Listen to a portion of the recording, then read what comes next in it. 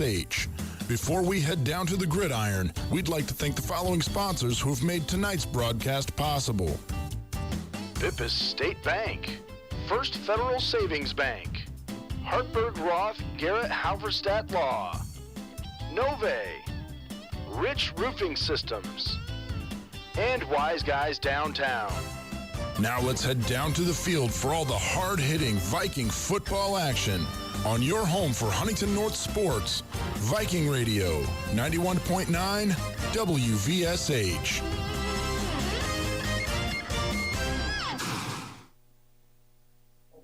Good evening, ladies and gentlemen, and welcome to another Huntington North Viking football game. I'm Luke Zellis here with Braxton Oakley, and tonight it's the Huntington North Vikings taking on the Leo Lions. Now, last week really didn't go the way that Huntington North really wanted it to go. It was a really close game up until that fourth quarter. It all just kind of fell apart on them. Yeah, 100%. I feel like they played really good, I feel like, in the first half, even though they were down 14 going to half. And they really came alive during the third quarter. We talked about their second half offense and how they really haven't been able to construct it that well. And they put up 14 in the third quarter. But then the fourth, things just kind of fell apart. They couldn't really get anything going. And then they let up that last drive touchdown. And it kind of just fell apart. And there was just some of these miscellaneous plays that just happened that just kind of, cost them the game. I mean, there was a muffed punt. There was a face mask penalty. There was interceptions, bad throws. I mean, there was just several things that could have been taken back. And you could see the Vikings walking out there easily with the victory. Yeah, but one definite upside I saw in that game was the rushing offense. Really happy to get Christian Jemison back. Had a monster game last week. Yeah, 100%. 240 yards, 8.3 per carry. Had that 66-yard touchdown along with another touchdown. He just opened up this offense completely, allowed them to really spread the ball out where they wanted to, and lead a balanced attack, which allows those safeties to come down and force the Vikings, and they can go over the top to Linker and to Kaler and to McQueen, and it really just opened that offense up. And, 240 yards, jeez, man. They were just really able to get it going. Yeah, he did a really great job that night. You could really see how tired he was at the end of it. But, yeah, they really need to just get a good mixture of both, which in the beginning of the second half, they had a really good combination of both. But, if they can just develop the offense like they had throughout the beginning of the game last week, and they can have another pretty close game here tonight. 100%. And going against a team like Leo, coming in here 5-1, their only loss is to East Noble, and they put up 40 points against that really good defense. It's not going to be an easy one for the Vikings tonight. I wouldn't say they're going to struggle, but with that rushing offense that Leo has, it's incredible. Over 300 yards per game of rushing yards. My goodness, and 23 total touchdowns as well. They've just been doing really, really good, and that defense isn't to be slept on either. Yeah, their defense is a big talking point, which we will get to in a second. But, yeah, the running is a major talking point. We'll get to that after this interview with Coach Eschbach. So it's a tough loss last week against DeKalb. What were some things that you're wanting to kind of fix for this week? I felt like on a fourth down we had a bad face mask penalty. We fumbled a punt. We had some broken coverages. We had some missed throws. Those are all things that in order to beat a good team, those are plays we're going to have to make. So that's kind of been our focus all week. But on a positive note, Christian Jemison ran for over 240 yards last week. How did it feel having him back in the lineup? Good. I think just being able to run the ball consistently is something that we haven't had since, week one. So had a great game, and, at this point, hopefully we can build on that this week, and that allows us to open some other things up as well in our passing game. Yeah, and speaking of rushing, the Lions have rushed for over 1,800 yards and 23 touchdowns this year. How do you plan on slowing that down this week? We just got to rally to the ball. Hopefully we can string some things to the sidelines and, just be consistent and make sure we're not relying on one guy making the tackle. All right, thank you. Awesome. In sports, only one team walks away with the W. Only one team gets the trophy. And only one player is named MVP. But that doesn't mean everyone else who competed leaves empty-handed. I'm Allie Ward from Boonville High School. And I'm Caleb Ferguson from Columbus North High School. In education-based athletics, no matter who comes out on top, every student-athlete walks away having grown as a person. Every team walks away learning invaluable life lessons. From responsibility to collaboration to integrity. We're thankful to have coaches and mentors who always prioritize learning and growing over winning at all costs. They're helping us build a mentality of development that will benefit us for the rest of our lives. I'm IHSAA Commissioner Paul Knighty. Be a champion of high school sports and the growth mindset they develop by buying a ticket to your high school's athletic events. This is keeping education in front of athletics. This is the second classroom. This is your IHSAA. And we're back after that short break. Thank you to Coach Eschbach for another interview. And yeah, just right back to where we were before the break. This defense for Leo is definitely the main talking point of this game. Yeah, I mean, 100%. You look at their defensive statistics for this year. 31 tackles for a loss, 7 sacks, 7 interceptions, and 2 forced fumbles. They have a knack for getting turnovers. And you see the games that they've won. Week 1 against Lewis, they only allowed 7 points. Against Angola, week 2, only allowed 6. Norwell only allowed 7. New Haven, 14. Allowed a lot to East Nova. They're one of the best teams in the conference. And then against Belmont, they didn't allow any points. I think they've only allowed 90 total points allowed this year as you hear the Vikings coming out of the tunnel. But yeah, you talk about that defense. It's been really incredible for them to be playing how they're playing. And that goes to some guys like Paul Woods, who's their leading tackler, also has 7 for loss. It's a really great defensive front. Yeah, I agree. And also, Isaiah Detmar's 31 total tackles. That leads the team for him. As only a freshman, which is very impressive on his end. And, yeah, like I said, they just really got to keep up that strong defense. And then also if they're able to have more of a dual-threat offense today just to keep the Vikings off guard, that'd be a major point in this game. 100%. I think that's got to go basically to Nathan Foster. I mean, you look at what he's done over the past couple of years. I mean, you see his stats for, I think that's last year. Had 1,100 yards. I think that might be from this year, but I don't know. Had 14 total touchdowns as well. I think that is from this year. But yeah, he's averaging 11.3 yards per carry. And also on defense, he's got 2 interceptions. He's just all over the ball. And the Vikings are going to have to stop him and stop the run if they want to win this game. Yeah, Titus Stoller, the quarterback for the Lions, he's not having too bad of a season.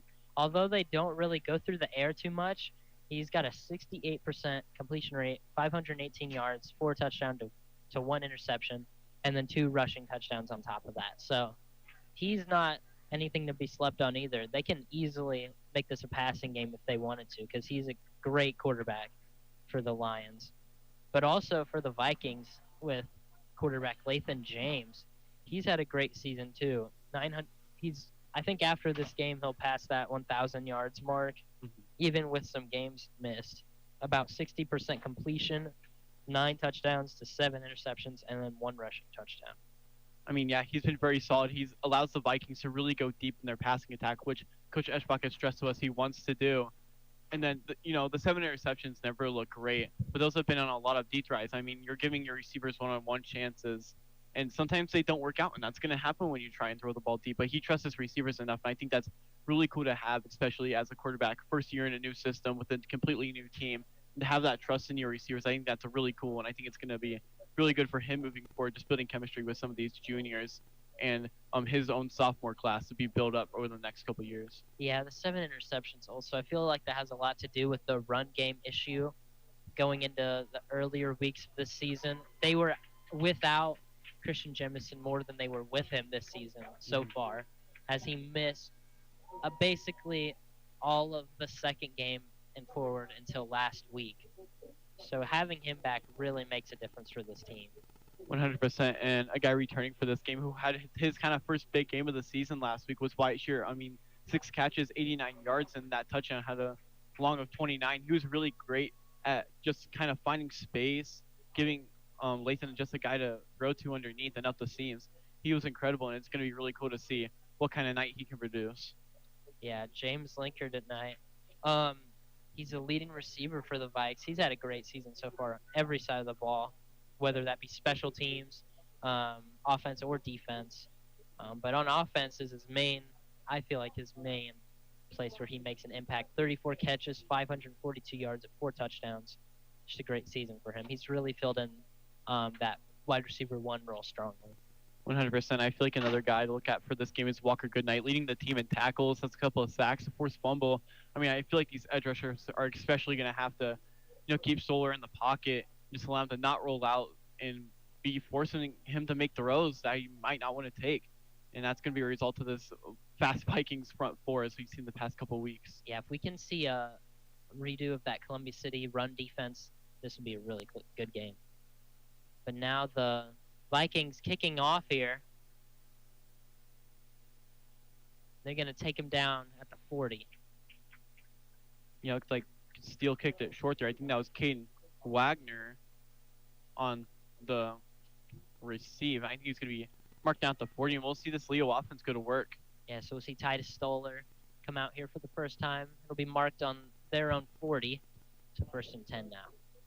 Yeah, but like you said, not a very pass-heavy offense. They only average about 100 yards per game. We'll see how they go out here, but they got several receivers out wide, as we can see here.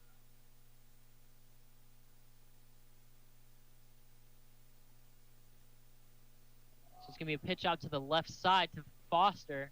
He's going to get a quick gain for about 7 or 8. Yeah, we talked about Foster really shifting. I mean, you talk about their game against Belmont last week, had 4 rushing attempts, but had over 170 yards and 3 touchdowns. I mean, he was incredible. And we already see here from this team getting to the line fast. And I feel like another guy they got to watch out for is Luke Tackwell, the leading receiver. Got to see what he can do as well. I think you see an audible as well from Stoller, the coaching staff.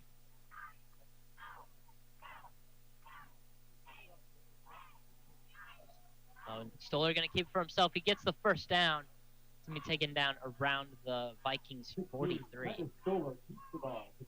Yeah, that's a really big part of this Leo offense. Stoller is not afraid to take the ball for himself if he is on his feet. Yeah, absolutely not. Has 250 yards in the dot rushing for this year coming into this game. And you already see here they're putting a lot of receivers out wide, which kind of stresses your corners, forces to spread everything out. And that leads for some gains on the inside as well, where most people won't be. It's going to be another handoff to Foster, and another this time it'll be a 9-yard gain. I mean, you just see those lanes opening up on the right side. And again, with that kind of a spread look, you're forced to spread your defenders out to make sure you have everyone covered. So with Holzinger, and I think they're running more of a nickel look out of this, and they don't really only have one tight end, and they're just trying not to get beat over the top, but they're just running the ball right now. Yeah, 2nd and 1, already on the Vikings 34. So they're looking to score early. Stoller sends his tight end in motion. It's going to be another handoff to Foster, and he gets the first down, now inside the 30. You good tackle, though, by Landrum. They brought the tight end in motion there. I think that was Paul Woods who came in motion. The block was more of a wham concept up the middle as he will get subbed off. But that's a nice play. They're getting another first down as they're marching in the Vikings territory right now. Yeah, and just 4 plays already have, I think that's over 30 rushing yards to begin this game. See Vikings rotating a safety down. You see me. I think that's Roth. He goes back. I think they're going to change the play call based on that. He's going to drop back to pass. He fires to his left. It's caught. It's going to be a tackle for loss. He's taken down behind the line of scrimmage. So very late to blow that dead. Yeah, it was just a screen pass to who I think that was. Tackle. That was tackle on that side, and Linker just able to wrap him up, drag him back a little bit, and looks like a 1-yard loss. Nice play there. Yeah, that's one thing I'll say about this Vikings defense. They've shown glimpses of a great defensive passing game. It's just that they get worn out or caught off guard with these rush-heavy offenses. Yeah, the first step to doing that is getting a lot of guys to the ball to make sure they can wrap up and not let them getting extra yards. Foster getting to the outside on that right. There is a flag in the backfield, so this could be moving back. Although, honestly, if you're the Vikings here, I don't know. I think where the referee is marking it be 3rd and 9, so it'll be interesting to see what Coach Eschbach decides to do here. Yeah, they're going to take it. Honestly, now that I think about it, that's smart because this could put them in possible punt range. If you stay in that 3rd and 9 area, that's pretty much a go for it on 4th down territory anyways.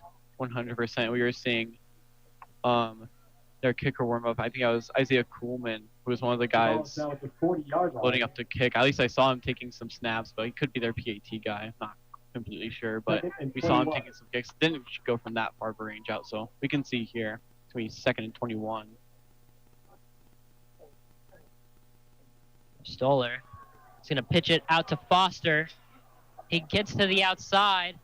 He breaks a tackle, breaks another tackle, and gets out of bounds.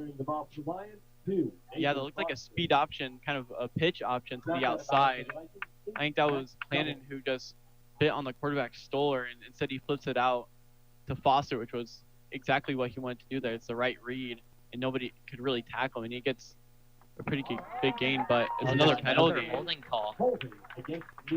Man, back-to-back holding calls for the Lions. That's going to bring it back way, way far. That would have been 3rd and 5, by the way, if they would have not had that penalty. That's going to be 2nd and 31, I think it's going to be now. Yeah, that's a big loss for them. That was a 16-yard gain on the rush there from Foster. So now 2nd and 26. You'll see if they go to pass. You look at the Vikings bringing a bunch of guys up to the line of scrimmage, bringing 2 guys in the A-gap, and that's Landrum and Patak. Yeah, and he will drop back to pass. He fires it quickly. Oh, and he pitches it right before he's tackled, and he's got a free lane to the end zone.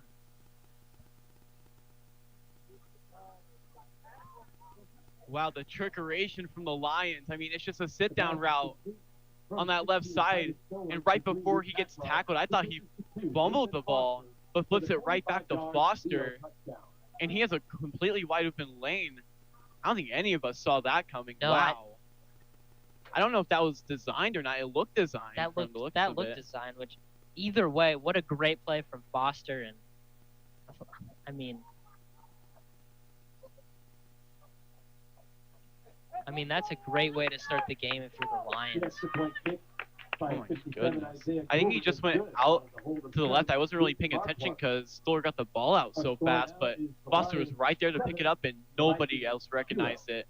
He was easily able to run his way into the end zone, showing that speed. Yeah, I really like that play call. If that was a design play, just completely caught the Vikings totally off guard. He had a free lane to the end zone.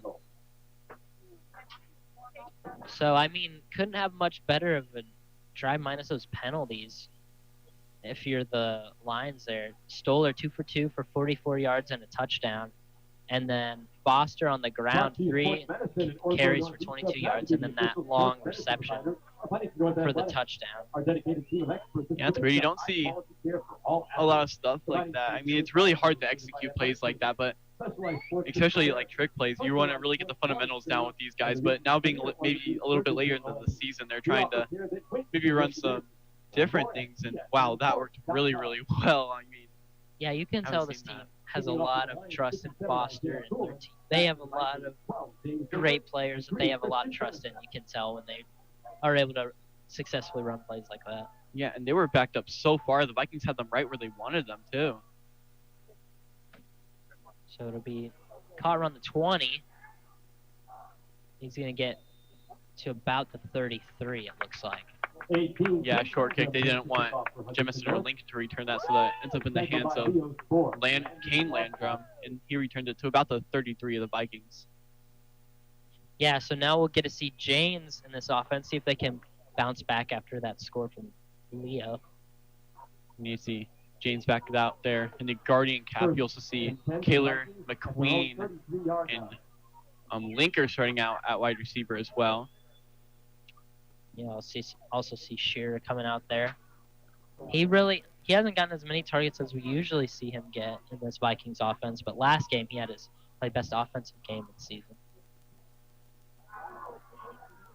And it looks like they went for a trick play of their own, just completely blown up. And James is slow to get up.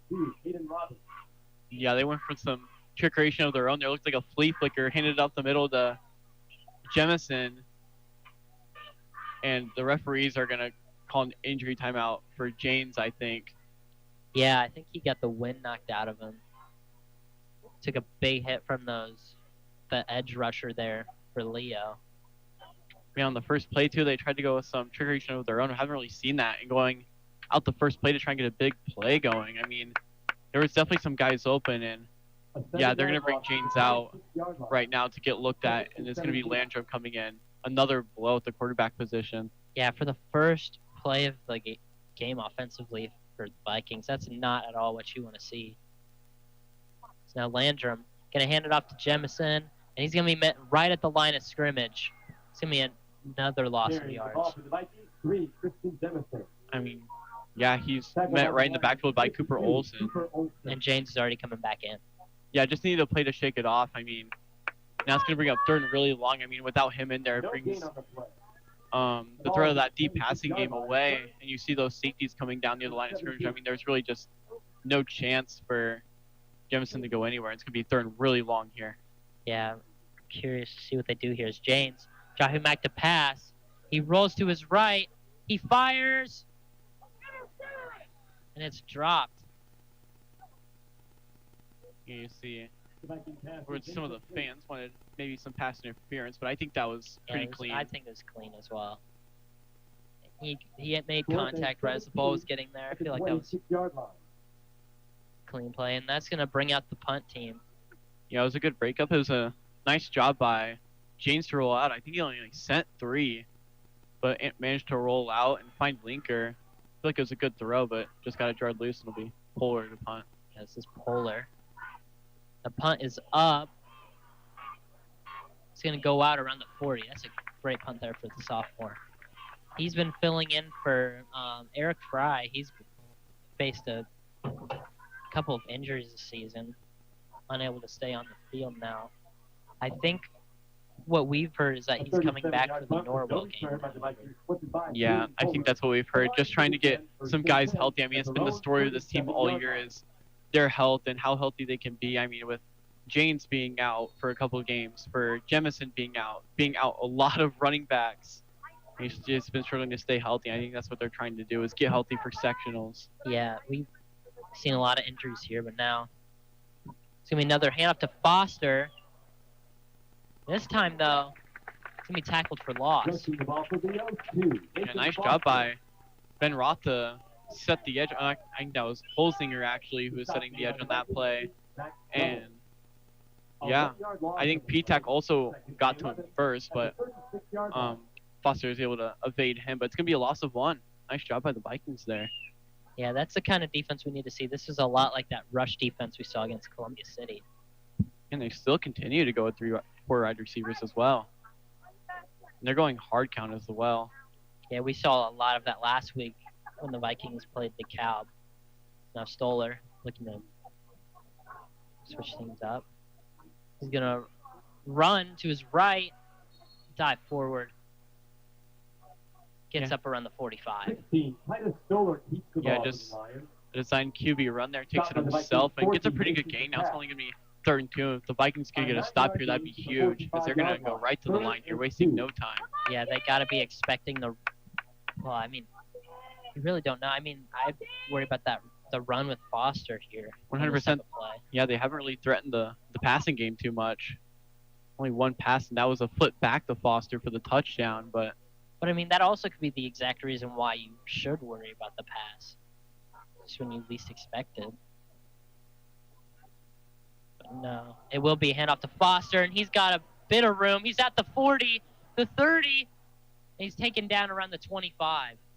Rushing the ball for the Lions. Yeah, kind of ran into the blocker who was trying to get Linker off of him. I think that was, Kinchley, who was on that run number 13.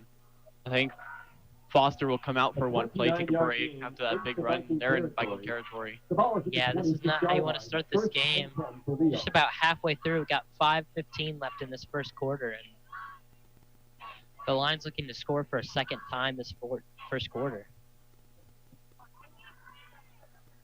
It's going to be a toss to the... So that was a toss out to Paul Woods there.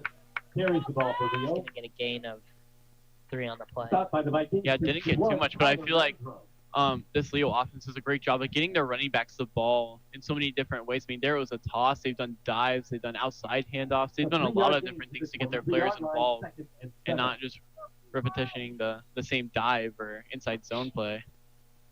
To me, 2nd and 7. Oh, and that's not Stoller under center there. That's Luke Markford, the sophomore.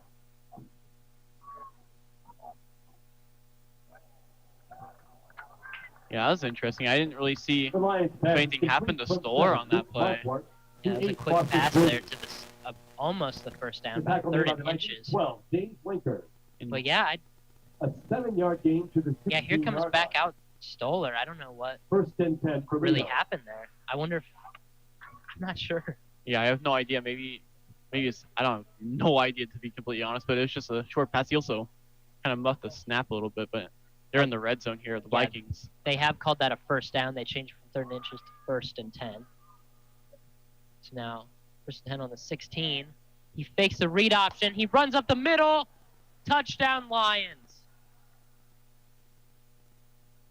Titus Stoller there with a 16-yard run. I mean, they're exploiting the Vikings defense by doing that. You have to keep eyes on both Foster and Stoller, and just Stoller gave one of the linebackers a little shimmy, and he was off to the races at that point, dives into the end zone for the touchdown.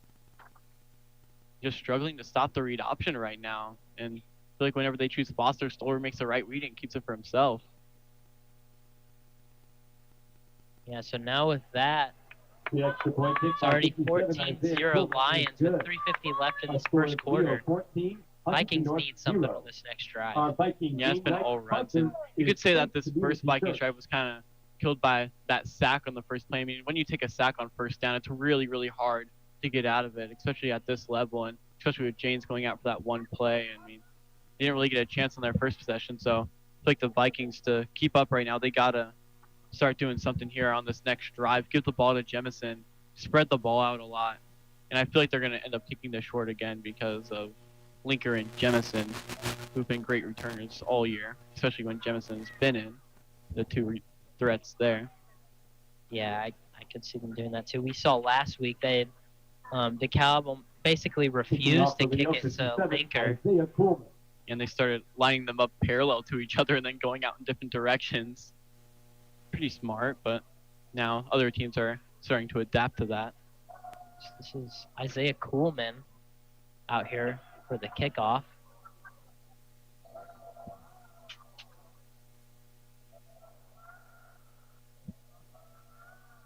Be a squib. It's being caught by Kane Landrum. He gets up to the 30. Not much more after that. They probably got the same gains last time, maybe to the 34 this time. Still gives them pretty good field position since they're kicking it somewhat short. And I don't know if I saw James. Yeah, James is going to be back out there. Yeah, I think he just took a big shot on that play, and the referee's told him to go sit a play down. Yeah, I think he just got the wind knocked out of him there. He's taking quite a few big hits this season. 100%. And I mean, that play was just, I mean, James couldn't handle the snap with the flea flicker. I mean, I feel like there would have been routes open. I feel like their defense really bit on the run to Jemison. We'll see what they get going here. Now Jane's going to hand it off to Jemison. He's going to get about a 3-yard gain on the play. And Jemison took a big shot on that play. Got corralled by Paul Woods, I think that was. A 3-yard gain. The Lions leading tacklers this year. Yeah, so now 3:20 left in this first quarter. It's 14-0 Lions. It's the Vikings trying to get something up before the end of the first quarter. And going with this pistol look again, you see how the Lions are using their front seven. They got a lot of guys in. And Jane's going to keep it for himself. He's going to run. And he's got Linker. And he gets all the way up to around the 39. That's great awareness by James. Technically, that's a backwards pass, even if he was above the line of scrimmage. He does a great job there in the awareness and the run after the catch from Linker. Gets it into Lions territory. Yeah, great way to wait for to be in front of Linker. That could be a big penalty if you weren't careful there. Yeah, I feel like they all just kind of forgot about him. So look at this jumbo set here from the Vikings. Now another handoff to Jemison. It's not going to get anything. Might have even lost a yard. Yeah, the offensive line is just getting pushed right now by this Leo defensive line. I mean, they're doing a great job of getting up front, getting guys flying in there from all different angles. And it's been hard right now for Jemison to find any daylight. 2nd and 10 at the 39-yard line.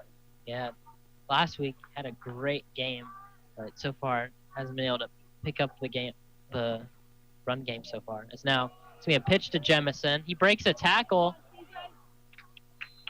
He's going to get, I think, a 5-yard gain there. Yeah, that time to toss out. I think we have a Viking down. I think that might be Gradeless who's down. He's trying to muscle his way up, but just not really getting up right now. One of the team captains for this year. Been a staple for that offensive line is what's kept him going, and now he rolls over on his back. Yeah, he did have some injury problems earlier in the season. Nothing too major, though. He kind of went out for a bit in that Belmont game. But nothing really, like, missing a full game worth for, but hopefully he's okay here.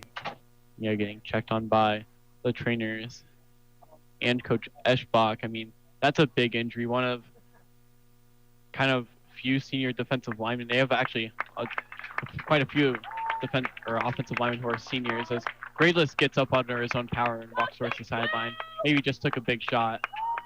The tackle on the last play made by the Lions, 77. Yeah, he's able to walk over there by himself. A 4-yard gain. The ball is at the 35-yard. You can see just how frustrated he was, just punching the ground when he got out. And I saw on the sideline he refused any checkup. I think he wants to get back in as soon as possible. 100%. I can't really tell who went in at backup center. I think that might be Ben Shearer, I think, if I'm not mistaken. James rolls out to his right. It's thrown deep, and it's caught by Linker. That was a great catch there. The ball was a bit up above his head, and able to jump up and barely stay in bounds. Yeah, throwing the run by James out to his right, finds Linker, and I mean Linker climbed the ladder for that one, got up and grabbed it right over the corner, and he signals that's a first down. Now they're in the red zone. What a catch! Yeah, and Gradeless did come back into the game.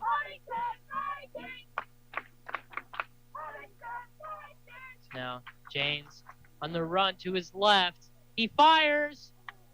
Just out of reach. I think that was intended for Linker again.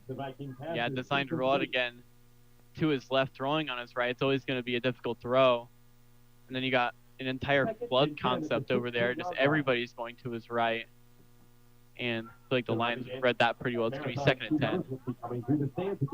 Yeah, this is the type of offense we need to see from the Vikings, especially with Jemison back in the mix. This mixture of run and pass, you really can't tell what they're going to do. Yeah, but for right now, that Lions defensive line has really held up to its standards as they go with a lot of tight ends here. 2 tight ends here. Yeah, Jemison going to run. He runs to his left. Powers through to get those extra yards. Still going to be 3rd and 6. Tackled by the Lions, 62. Yeah. Aiden Roberts. Yeah, they've done incredible, especially last week, running the ball. I feel like their offensive line played really well against the Cow, who we expected them to be able to stop the run, but they really, really struggled with them having Jemison back and didn't really maybe game plan for him. Third and That's going to 7. be a big third down here. You expect the pass, maybe even a run just to set up a shorter fourth down. Yeah, They can still go 2 tight ends again. It's 3rd and 7. The refs are talking something over. I think they're doing something with the clock, maybe. Only 1:30 if you're joining us back in the game. 14-0 Lions lead, but the Vikings are driving. James dropping back to pass. He fires right. It's dropped by Shearer. The Viking pass is incomplete. Yeah, it's just a simple out route to Shearer. Didn't really have it open, and James is going to look over to see what Coach Eschbach wants to do here on 4th and 7. We have seen them kick a couple field 4th goals, and but 7 at the 13-yard line. I feel like if you're Coach Eschbach, I'd maybe even use a timeout here to discuss it, as they have 15 left in the play clock. They go 3. Actually, no, they're going to bring Jemison out wide. He's going to go out of empty. I see him try to catch him off. No, it's a fumbled snap. He gets up, though. James running to his right. He fires. Incomplete. Great way to get up and make up for the bad snap. Yeah, that's the second It was a fumbled wasted snap. opportunity there. Yeah, the second fumbled snap from James in just his first quarter. I mean, him and Grayless might be a little bit off page today, and that ball just kind of sailed out of bounds. You didn't really have a chance to get that ball in bounds. I don't know if that was Lathan there, though. Gradeless, as soon as he came off the sideline, just fell to the ground on this far left sideline. I think we might see him take a bit of a break. Yeah, trying his best there to keep going. But we're going to see this Lions offense go back out again. They go doubles on each side. Man, the blocking they've been getting up front with only 5 offensive linemen with all those guys in the middle. And you see the Vikings bringing Mason Downey in there for some size to stop the run. Now we'll see. They went for another hard count. They're changing the play once again. They've done a lot of that today after the hard count. So now Stoller, it's going to be a pitch out to the right to Foster. Breaks the initial contact, but it's going to only gain about 3. Yep, attack was the first one there again. Couldn't quite wrap up, and then I think it was Ben Roth who came up from his safety position, creeped down to the line, and was able to shed his block and make a tackle. A great way to get there, though, from Patak. He's been a great piece to this Vikings defense throughout the year. 100%. He's been really explosive. I mean, 26 tackles for the team, 8 for loss, and also 3 sacks. He's mainly a blocking tight end on the offensive side of the ball, but the defense is where I think he really shines.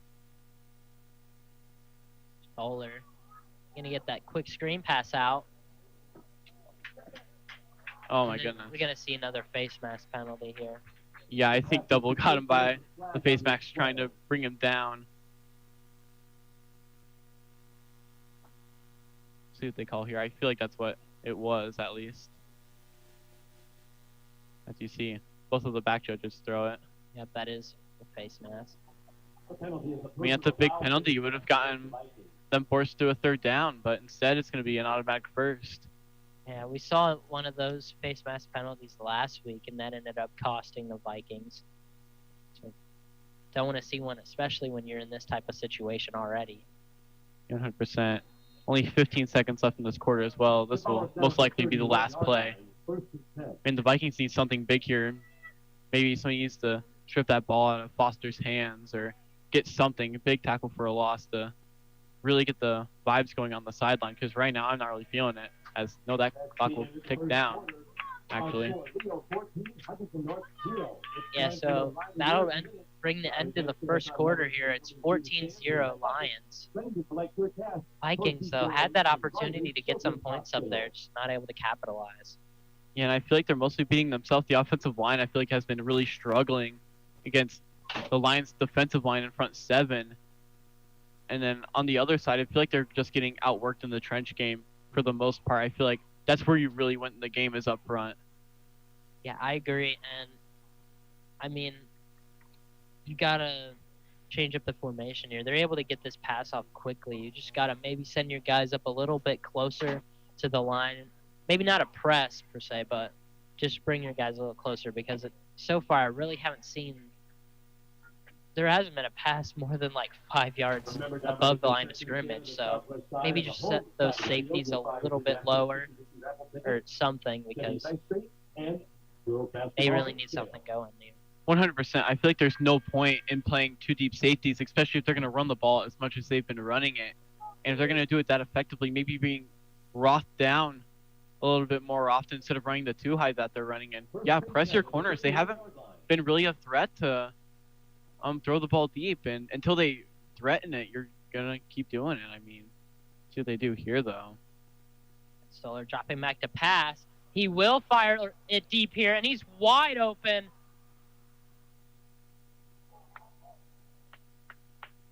And he takes him down, and that's inside the red zone. So right after we say maybe press him, I'm not sure what really happened there. I think that's more of just a blown coverage. I think it's cover 2, and I think one of the safeties got rotated over, and that left Double, who was in more of a seam flat. And yeah, Coach Ashbach's going to call a timeout after that. I think it's just complete blown coverage on the play. Double being fast enough to track down the play. It was a big 50-yard gain for the Lions. Now completely flips the field. Yeah, Landon Kinsey there. I thought he was going to the end zone. Yeah, I think it was just a miscommunication.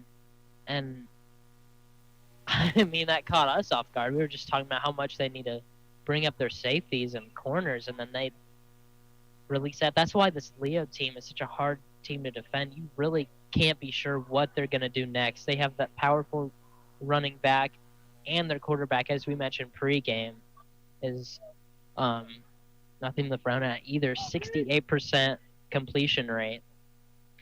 He's had a great season so far for the limited amount of passing attempts he gets. But still, just got to be careful with this team. 100%. And I feel like they're playing more soft zone, and that kind of makes it easier for the quarterback, I feel like, especially with them running the short hitches, the out routes. Maybe, play more man as well. Just try and get some guys covered one-on-one. It's going to be a screen, up to number 8 there. Yeah, a touch pass there. A touch pass. For the Lions. Forgot for a second what that was. Swaney there. And they're getting several things involved. They're catching the Vikings off guard, making them guess what they're going to do, calling a variety of plays. I mean, another thing with bringing those guys closer up, we've seen this Vikings team kind of struggle with getting the tackles down one-on-one. So getting everyone a lot more compact will help that issue. There's more guys there. Yeah, with the Lions running the formation that they are, it's really hard to do that. As Foster right up the middle, and that's another touchdown for the Lions. And just reaches across, gets great blocks from this offensive line, and scampers into the end zone. Another touchdown for Foster. Yeah, first one was a receiving one, and then now he's got a rushing touchdown. He's already having a great game on the night. 100%, and he's been, again, incredible for the Lions all season, averaging 11.3 yards per carry. It's a first down every time they give him the ball. Yeah, I mean, tonight, still averaging 9 a carry, and that's not including that 40-yard run he had. Is now 21-0 with 11 minutes left in the second quarter. I mean, you saw the Vikings offense really open up last week with the addition back of Jemison. But Jemison, I don't feel like has really anywhere to go. I feel like maybe instead of those inside runs, you got to utilize some of your outside runs when they bring some of those tight ends up. I mean, kind of just not doing that much. And I feel like you need to spread the ball out a little bit as well on offense. I mean, the snaps haven't been helping, but you just got to get some of your guys, in rhythm. I mean, you hit Linker on the screens. I mean, the short passes have got to be what you look for here, because I feel like the Lions also are trying to take away that deep pass as well that the Vikings have been known for these past couple of years. Yeah, I was going to actually bring up those screen passes. Those are really what the Vikings could use in this type of situation, and with that formation that we keep seeing the Lions run on defense. I feel like that just perfectly countered the way they want to play this play defense here. But yeah, it's just a matter of trying to fix those mistakes, like the face mask penalty. That really just killed all momentum on that defensive drive. And now we see another Lions kickoff.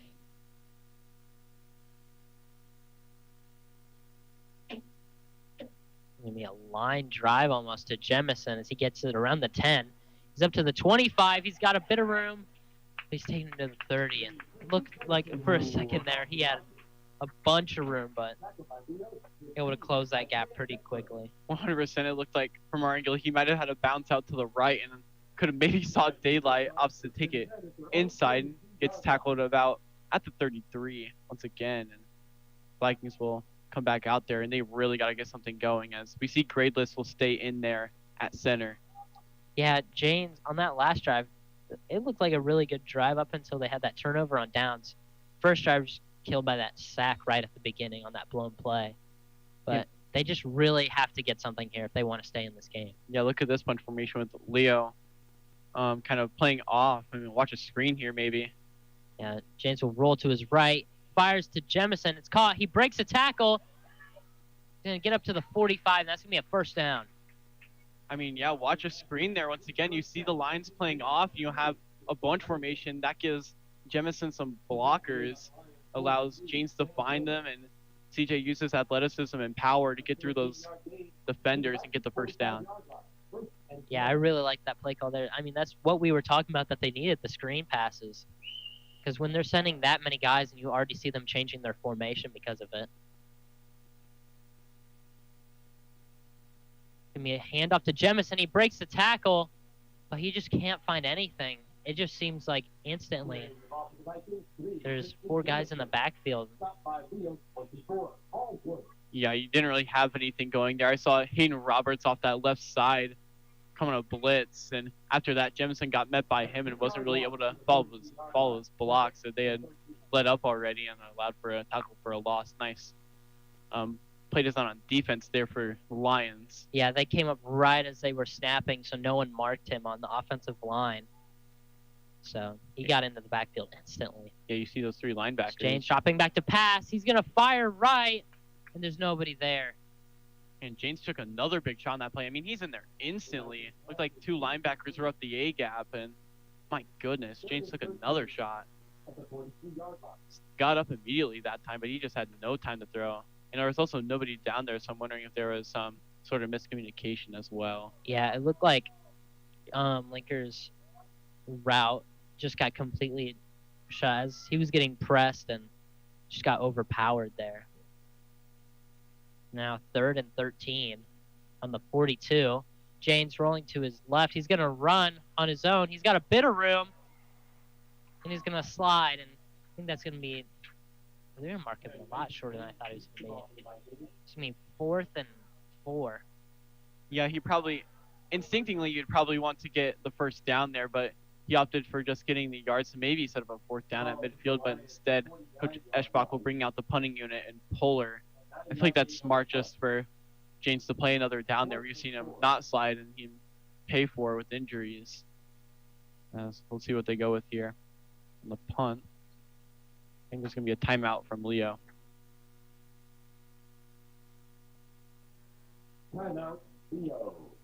I mean, the Vikings just really struggling right now. They really haven't been able to find receivers unless it's on screens. I mean, the only 2 receptions right now have been on screens. They haven't been able to find anybody between the tackles, and James on the sideline looks a bit frustrated. Yeah, there's not much going for him. Like we were talking about pre-game, this is a tough defense. And, I mean, yeah, there's not really much else for them to, I mean, just got to keep trying to get as much of a balanced attack as possible. I understand that run game isn't working, but just try to implement those outside runs because they just keep trying to punch it up the middle, and that's just not working against this much more powerful defensive line of the Lions.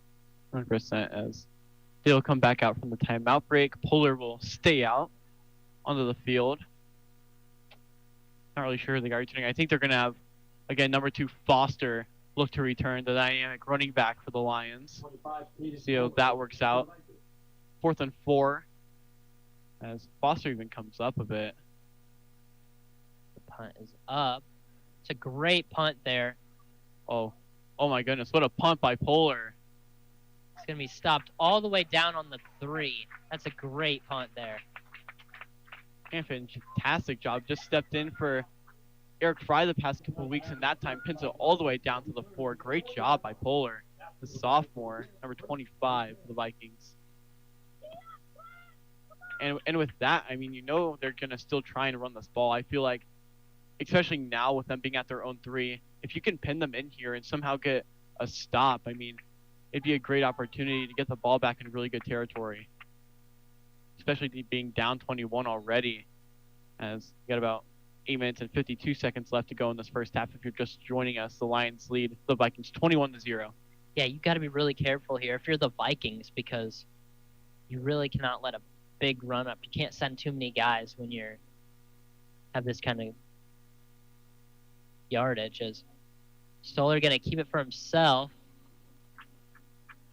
and I think he got to the 7. Yeah, didn't really get that much. It's just a designed run to try and get them out of kind of a dangerous spot inside their own 5. That time rushes them out to about the 7-yard line. So they're going to go the same formation again. Watch the run here.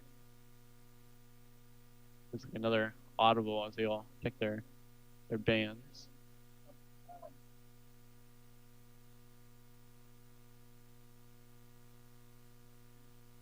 Stoller looking deep on that left side. Double. Trying to reach and get that interception. Just barely out of reach. Yeah, looked like that ball was intended for Foster Swaney there. Looked like kind of on some sort of fade, as Double's right there trying for a diving attempt. And McQueen was also over the top on that play. And don't really think that was going to go for anything. So now it's going to be 3rd and 7. Tough spot for Leo here, backed up far into their own territory. Yeah, you really need to stop here if you're the Vikings. This will give you enough time to get a good drive going. 100%. I feel like you bring pressure here if you're them as well. I agree. So Stoller is going to hand it off here. He's got the first down. I mean, that's going to move the chains. I mean, the Vikings brought pressure, but in the wrong gaps. I mean, it was an inside handoff from his right to the left and opened up an opportunity on that left B gap for a nice run from Foster. Yeah, they set extra edge rushers, and I feel like they might have changed something up on the Lions side of things, because they just did an inside run. There's no one there to stop it. 100%. Yeah, the Vikings aren't really putting too many in the box right now. Maybe putting 6. Got Holzinger in there off that side. So they're going to keep it for himself again. That's some nice hits. It's a big hit there, and that's going to be a 2-yard gain. Yeah, Kyler Landrum was the first one to meet Stoller there. I think some other Vikings defensive linemen got there as well. Nice job holding him for a slim gain. And they're taking out Stoller again. Oh, I know they're not. Okay, I saw them look like they were subbing in. Yeah, they often go over to the sideline to get their play calls for the most part. Well, no, it looked like it was just bad timing there, because they brought in the same sub that they had throw a pass earlier when Stoller was off the field, so I thought they were taking him out again. So Stoller dropping back to pass. It's a screen to Foster. He breaks a tackle, able to bring him down, and that's a loss on the ground. Yeah, Holzinger made that first play out of the nickel spot, and then Shearer cleans it up. It's a big tackle for a loss. Yeah, I feel like Holzinger is a really underrated part of this defense. He's had a lot of deflected passes. He's had great coverage, and then also setting the edge like there. He's been a good part of this defense. Yeah, I think he was on more of a blitz assignment there from his corner spot, and that time setting his edge and making sure to at least hit Foster. Didn't quite bring him down, but got some more help, as this is a big 3rd down. Stoller dropping back to pass. He's looking left. He's firing it deep. It's caught. I think that's Bo. That's Bo Schwartz there. Oh, they're waving him over. I think he got hurt on the tackle, as Linker's the one who brought him down. But they're immediately waving trainers over. My goodness, he took his helmet off. He's just kind of laying there, as the Vikings trainers will come over there as well.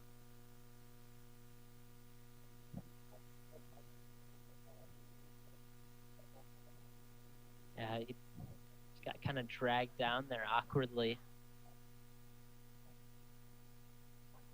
Yeah, that's another big play given up by the Vikings defenses. Got him sat up. Yeah, they just looked deep there. And, I mean, Stoller had all day to throw. There was really no pressure brought from the Vikings there. Brought 4. Nobody really even got close to get there. It was a clean pocket as Swartz will get up here, getting kind of helped off by some of the trainers. Yeah, still kind of slow to get up. But, yeah, I mean, Linker just lost track of his man, and he beat him, and Stoller put him right on the money. Jeremy at the Vikings' 35-yard line. That's where he got brought down. Not sure what's being discussed with the refs there. Yeah, no idea really what that was. Maybe he just got the wind really knocked out of him. 10 for Leo at the Viking 35-yard I mean, he immediately line. took his helmet off and kind of just laid there for a second. See if he ends up returning to the game later on.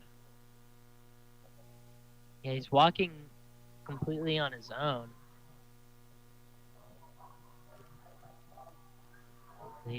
Yeah, now he's hyping up his crowd on the opposite side. The receiver on that play was 6. The Vikings really can't let up anything here. They Yeah. need a big stop. 100%. Under 6 minutes left to go in the second quarter as well. Stoller rolls to his right. He fires. It's caught by Foster. It gets to the outside. Now inside the red zone. Leo pass from I mean, it's a great play design. Just Stoller Foster kind of sneaked out of the backfield there. Ran more of pushed out a of bounds by the out Vikings route to the forward, right. Deshaun McQueen. He's able to find him, tackled by McQueen there. It's going to be another first down for the Lions. I mean, they're really just doing whatever they want right now. Yeah, we really haven't seen much of one type of play. They've pretty much done whatever they wanted, as you said. This pass game has really developed here tonight, like we talked about they needed. And the run has looked great as well. I mean, you have Foster, 8 carries for 71 yards and a touchdown.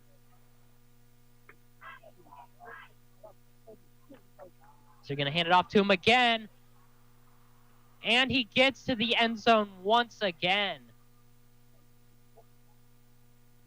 Foster. Nathan Foster, his 3rd of the day. Man, he's been firing on all cylinders. Bounces that wide open run out to the right side. Nathan Foster.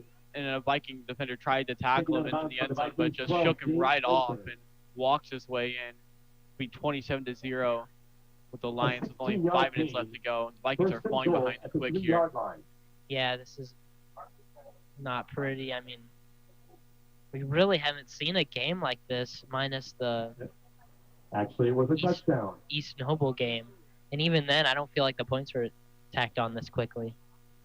No, the kick is up. And it's good. Yeah, a little low, having questioning it for a second. Yeah, I thought it might have gone a little left. But no, it'll be 28-0 Lions with 5:20 left in the first half. I mean, I feel like what's been the biggest thing for the Vikings' kind of lack of success is not trying to play their game. And their game is mostly throwing the ball deep and running the ball inside. And I completely get that. But sometimes you got to adjust. And I feel like they're taking away those things that the Vikings love to do. And what I feel like they need to do is play inside the numbers. I mean, you really don't go inside that very often. You mostly throw to the outside receivers. And I feel like if you worked more inside, maybe on some sit-down routes, some curls, comebacks, I mean, it'd be really nice to be able to condense the offense inside as well.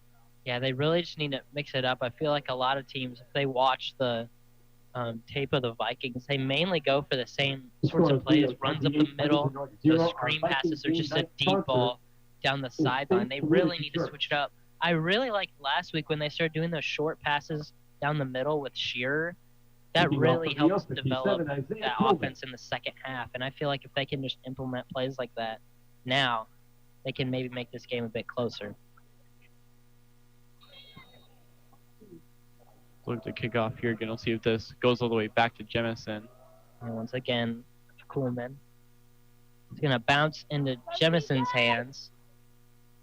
He takes a big hit, but stays on his feet, and he's going to call for it onto the 30. 3. Christian Jemison returns the kickoff Just for like the Vikings. a wrecking ball getting Stopped by bouncing the off Lions, tacklers, 15, Isaiah getting some Jetberg. extra yards. That's what he's known for, and it's what he's best at too. And Jane's now coming back out here.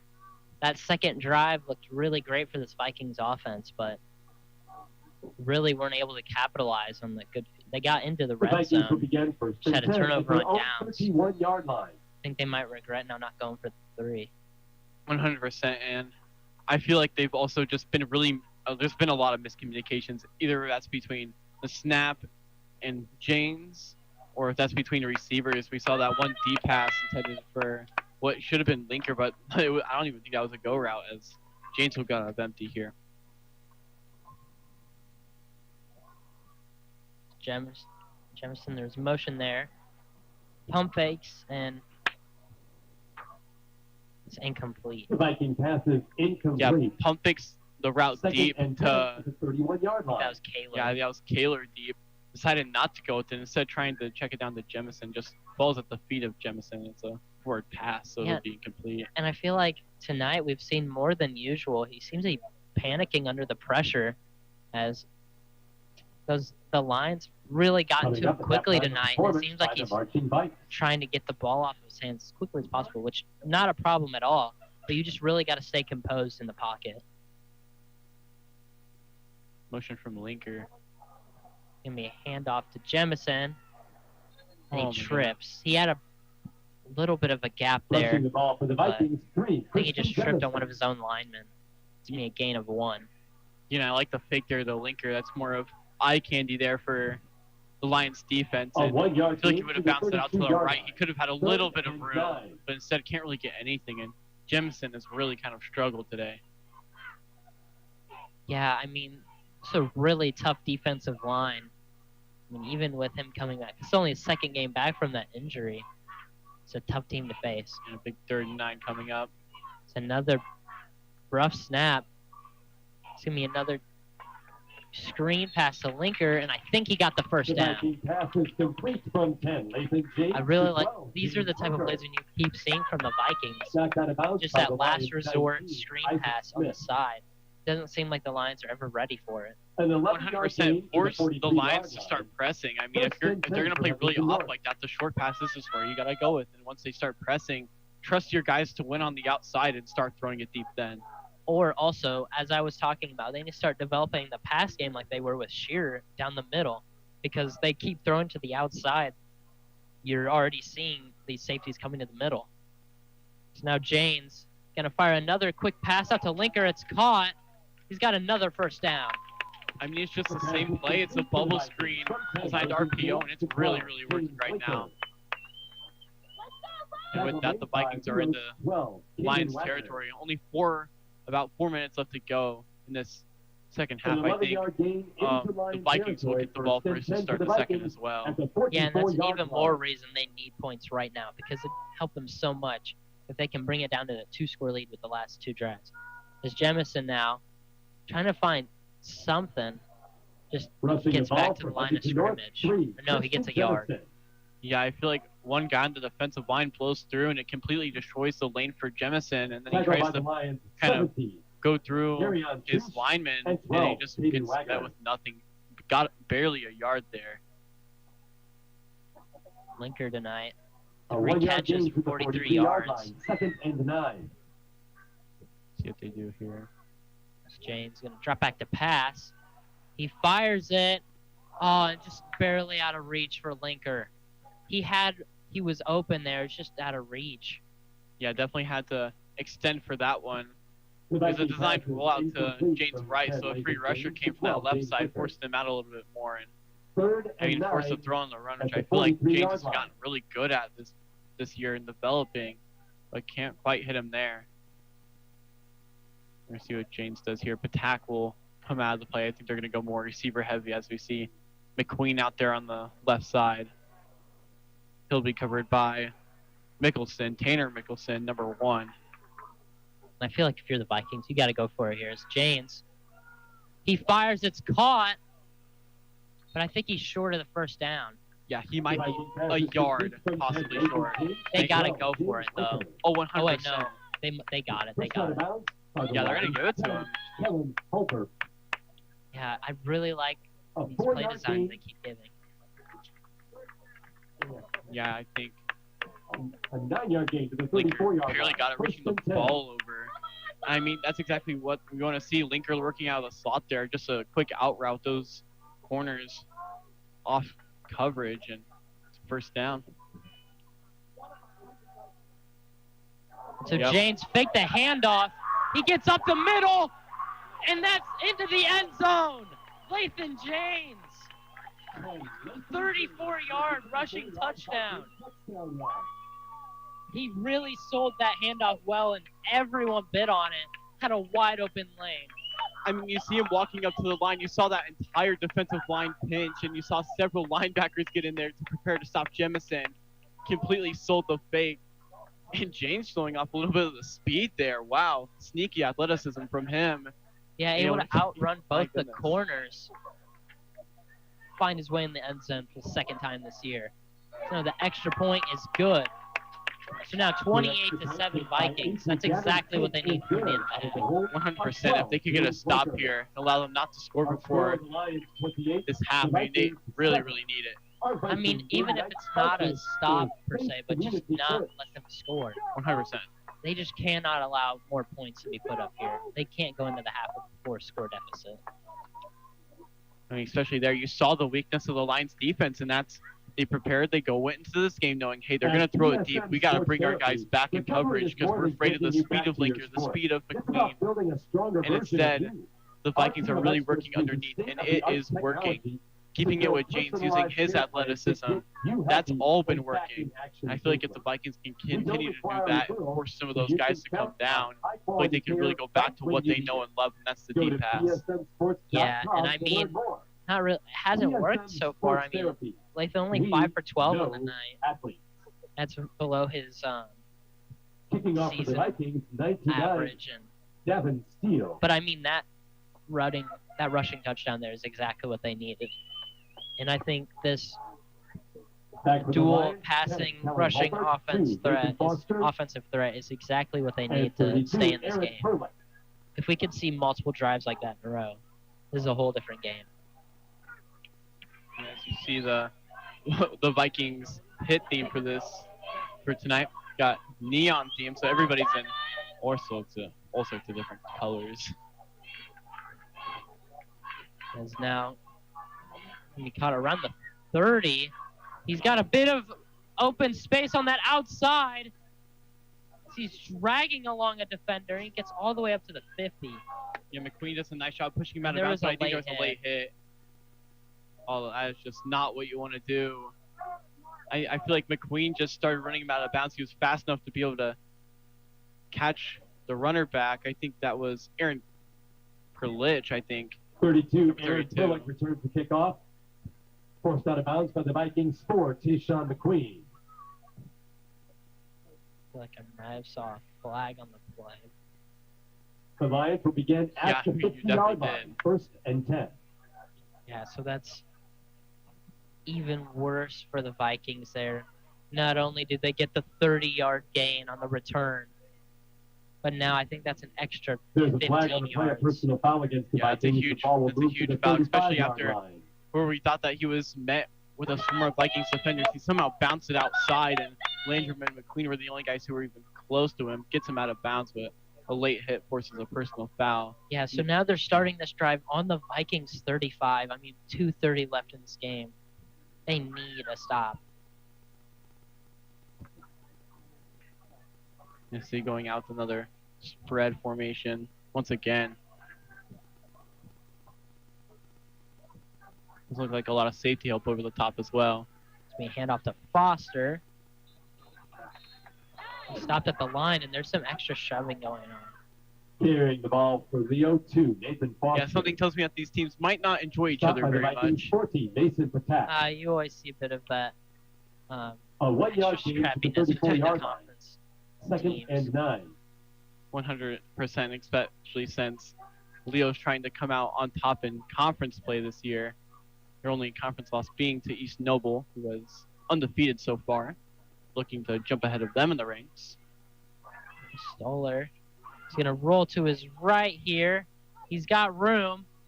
He's just short of the first down. 16. Titus Stoller think he keeps was the ball for short. Leo. Tackled by the I think Vikings. by 4, maybe a yard or Keyshawn two. McQueen. As I mean, Stoller again had all day to throw. No 7-yard pass gain rush to is really 27 getting yard there. line. 3rd and And with that, 2. if you put pressure on the quarterback, it puts him into a bad situation. And if you do that, they make mistakes. Again,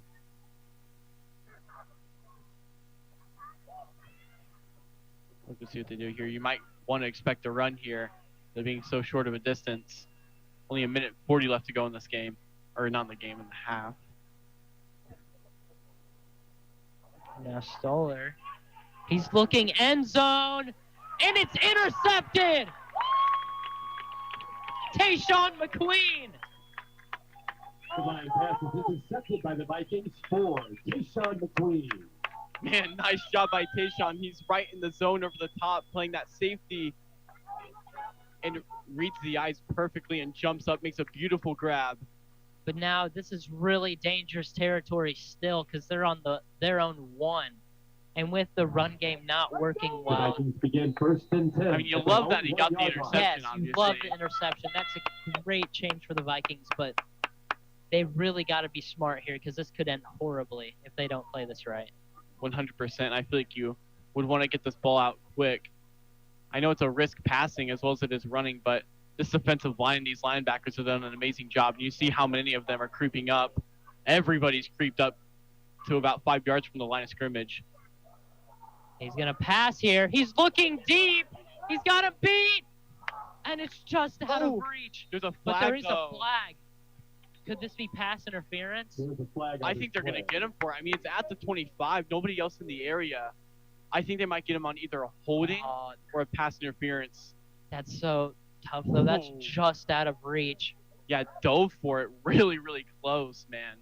Nice throw by James. I feel like it was about as close as you can get. Yeah, that's a great look there. All just barely overthrown, as I said. We'll see if they call the flag here. I'm not. Are they going to pick it up? Is that what they're doing? No, he's. So it's a hold. Oh, it's offsetting penalties. It's- I did not see a penalty in the backfield. Offsetting penalties on that play. Holding That means against both they're Leo just going and to end up Huntington replaying North. that first down. That would have been huge. But, I mean, some of First the and offensive 10 line at the might have 1 yard line. held just because they're scared of a safety there. Yeah. I mean, But, I mean, the throw of the D-pass might allow those corners to go back a little bit, as we'll see what they're going to do here. Only a minute and 24 left to go down and get points here. Vikings with 2 timeouts left. Although I don't. I think James is going to go out of empty. Yeah, he is here. That is that's a risk here. 100%. Let's see if it pays off. So we'll be motion for Jemison. James going to run up the middle on his own. It's a 10. it's a couple James yards keeps the there. ball for the Vikings. And that's a nice little play there. Got him out of the end zone. And you kind of see James hobbling a Tackled by the bit Lions. after he got up. Hayden He Roberts. got stepped on, I would assume. Yeah, just a minute left here. They got to do something quick if they want to get points up before the A half. 3-yard They gain to still the got 4-yard line. 96 yards Second to go and in a 7. minute. I mean, if you got a big playoff here, I don't really know if that's what they're looking at doing per se. I mean, it's just really hard, and you really don't want to force a bad play or a turnover, especially with how far you're in deep in your own territory. Yeah, and don't want to force anything either because these corners are pressing. To me, James going to keep it for himself again. Hold on to that ball. Takes a big hit, but he gets a first down. I 10. think they call the Nathan timeout. James keeps the ball for the Vikings. They do. Yeah, Vikings are going to try and get something here. We've seen Timeout, Sink it from Huntington North. decently far this year, hit a 41-yarder in week 2 against Northrop. I feel like they're just going to try and possibly get it in range for him to try and make a play. Yeah, I could see them doing that. This is kind of. They only have 1 timeout left, and with how this An defense is 8-yard looking gain on for the the play. The ball will Lions, be I at the mean, 12-yard line. 1st and 10. we'll see if they can get it all the way down the field because, of course, that's what they would really want. But I think a more realistic approach with how much time is left is to get into field goal range, which I'd say is around, get to around the 35, 30 area. 100%. You need somebody dynamic to make that play to get inside of there. James has kept it for himself several times, but I'd say they'd most likely either go to Link or Jemison. As looks like they're going to go empty again, as actually Jemison's going to move back inside with James. So he's just motioning over to the other side. So we're going to see what they do here. They do kind of play a little bit off. You kind of see Jemison not really being covered for the most part, as the guy will shift over to Foster. James going to fire. Left side. Almost intercepted. I don't think he read that route The pass correctly. It is was a incomplete. miscommunication. 2nd and 10 at the 12-yard line. I mean, Linker was open in the zone. He found a nice soft spot, but James can't quite put it on the money. Be 2nd and 10, 29 seconds left to go, and the Vikings with only one timeout remaining on their own 12. Just under 30 seconds. This is a rough spot to be in. 100%. It's really risky to go in bounds as well unless you get a big run after the catch. As you see some guys playing deep now.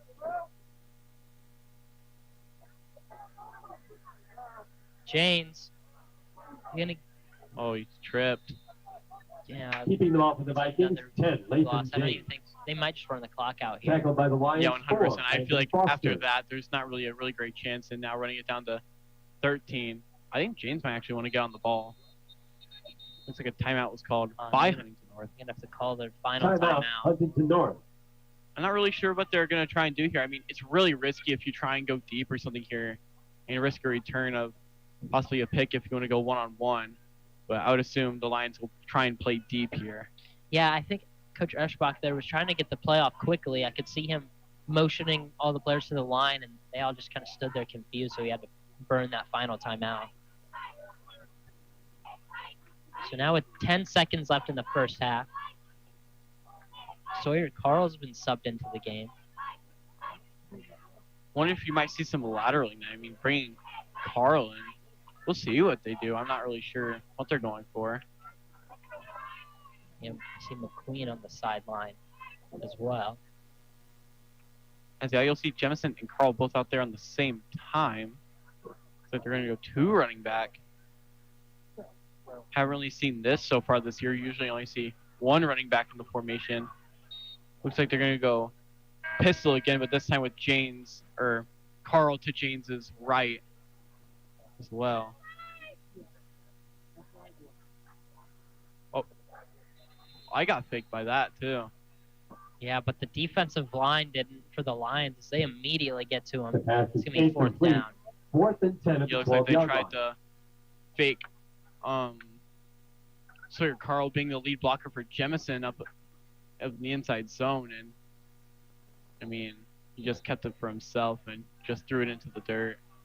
And now that's risky. I mean, you're forcing a punt now Timeout. with Leo. a chance to return. I feel like if you're the coaching staff talking over with Caden Polar, I feel like you just got to kick this ball out of bounds and be done with it.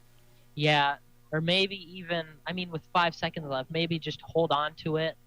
Hope your line gives, like, a decent enough block. Because if you get a turnover on downs, I mean, there's no time left, there's no real reason to be worried about it. I mean, I kind of see what you're saying. I mean, he could just hold on to the ball, run back until there's 0 seconds left, and then give himself up. Yeah, I mean, that is risky. If you leave them even 1 second left, that's a chip shot for their kicker. But, I mean, it's just a thought. If another decent one, just squib kick it, make it easy enough for the special teams unit to stop, but make it enough time to where it'll run out the rest of the clock. Yeah, if you're player here, if you're actually going to end up playing this out of bounds, you want it to be Fourth a and really 10 high punt just so at it the 12-yard line. takes it out of bounds and takes time off the clock. We'll see what they end up doing here. He's actually going to punt from his own end zone. And it's a good thing they didn't try to hold it out. We're just going to let it go.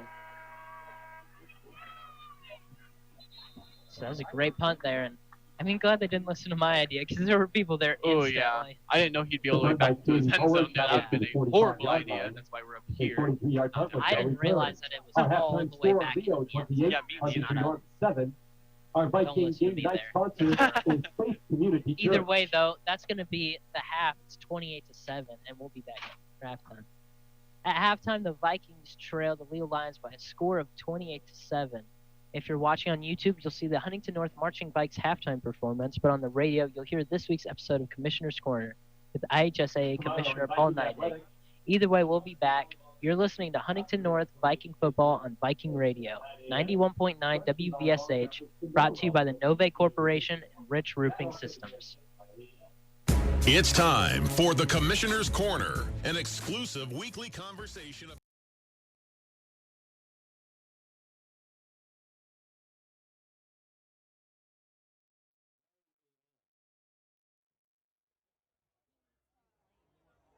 JV football at Leo, kickoff at 10 a.m.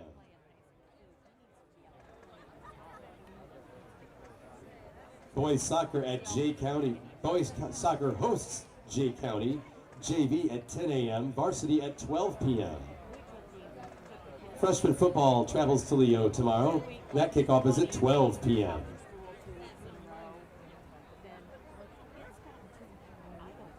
Stay up to date with Huntington North Athletics on Instagram, X, and Facebook at HN Vikings.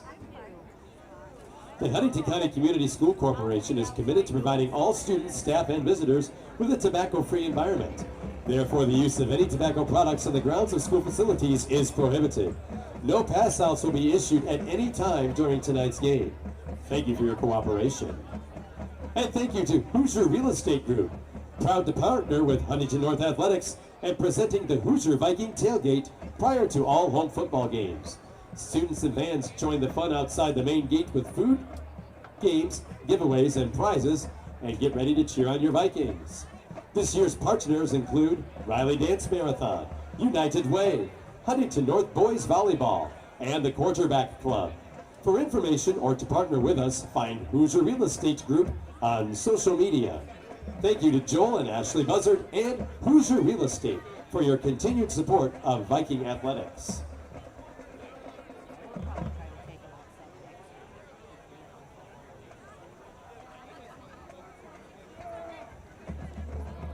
The athletic journey looks a little different for everyone. Whether you want to gain a competitive edge or just get healthy enough to play sports, you can count on PSM. From treatment to training, it's all about you. With the backing of Parkview Health and a partnership with the orthopedic surgeons at ONE, you'll have access to a robust network of specialists and cutting-edge coordinated care. Ready for what's next? Get more information or schedule your free evaluation at psmsports.com.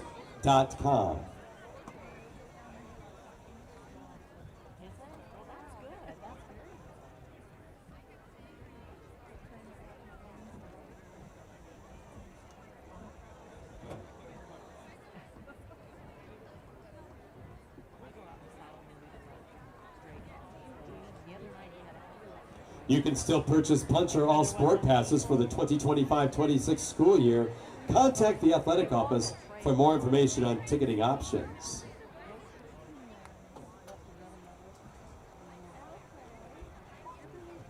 And the Viking Pride Adult Booster Club assists all Viking teams, providing recognition, promotion, awards, equipment, encouragement, and support.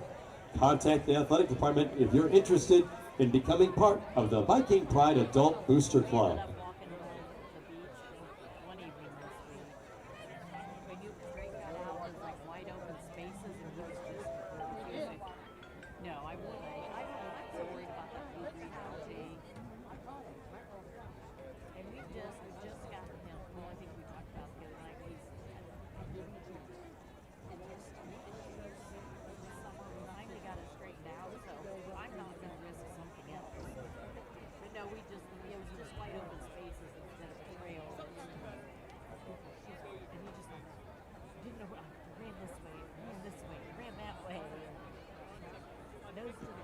Next Friday, the football team travels to Norwell High School.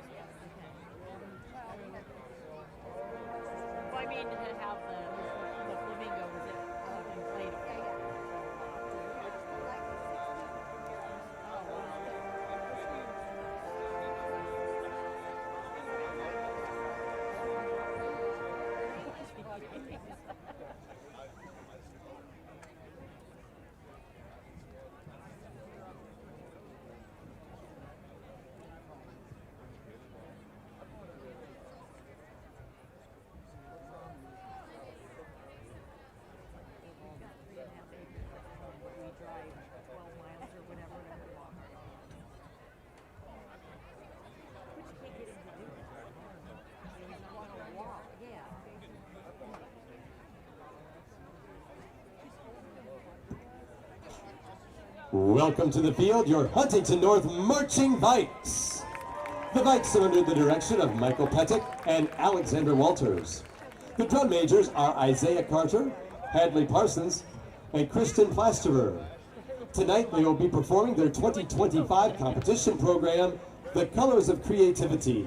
Drum major, the field is yours for exhibition.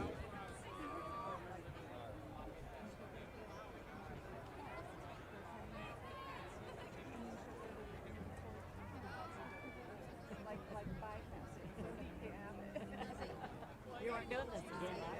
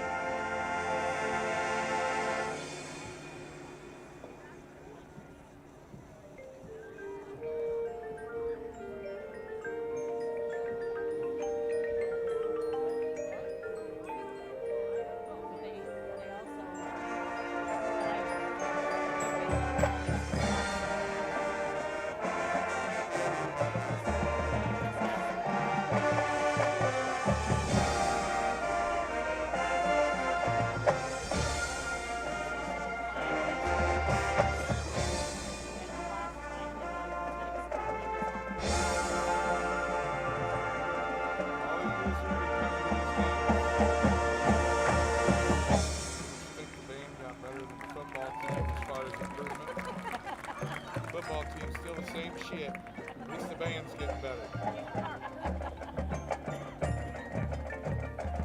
just realized those are paint cans. See, I was trying to figure out what it was. Like, I was seeing like industrial tubes with toxic waste pouring out. You guys see paint cans, okay? Well, we're just all paint cans. I still wouldn't have it figured out yet. I didn't until tonight. I saw Cleveland in 1970 in the Cuyahoga River. That's what I saw. Well, especially when you see the green, that looks toxic. Maybe. Yeah. That looks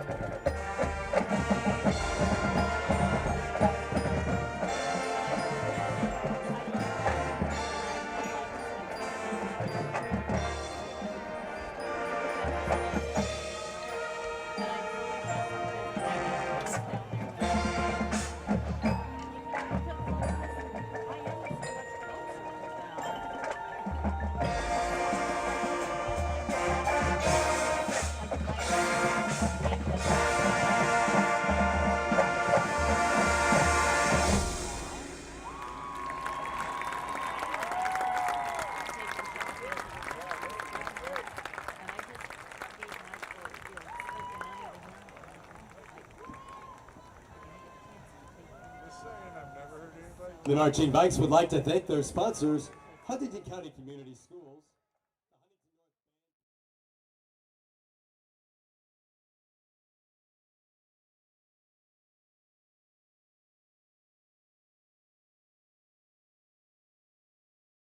He's been their main weapon tonight. I mean, 10 rushes, 91 yards, 2 touchdowns. His long was 29. And I mean, it all started out from that big pitch back on the curl route to the lateral. I mean, after that, they've just been home run hitting all game. And right now it's 28-7. I mean, the Vikings did create one nice offensive possession with that 34-yard touchdown run from Lathan James. But other than that, they really haven't been able to get much going. And it's just been costly mistakes. I mean, really, all you can really say, it's been the Nathan Foster show all night long. I mean, he's got 150 total yards, 3 touchdowns.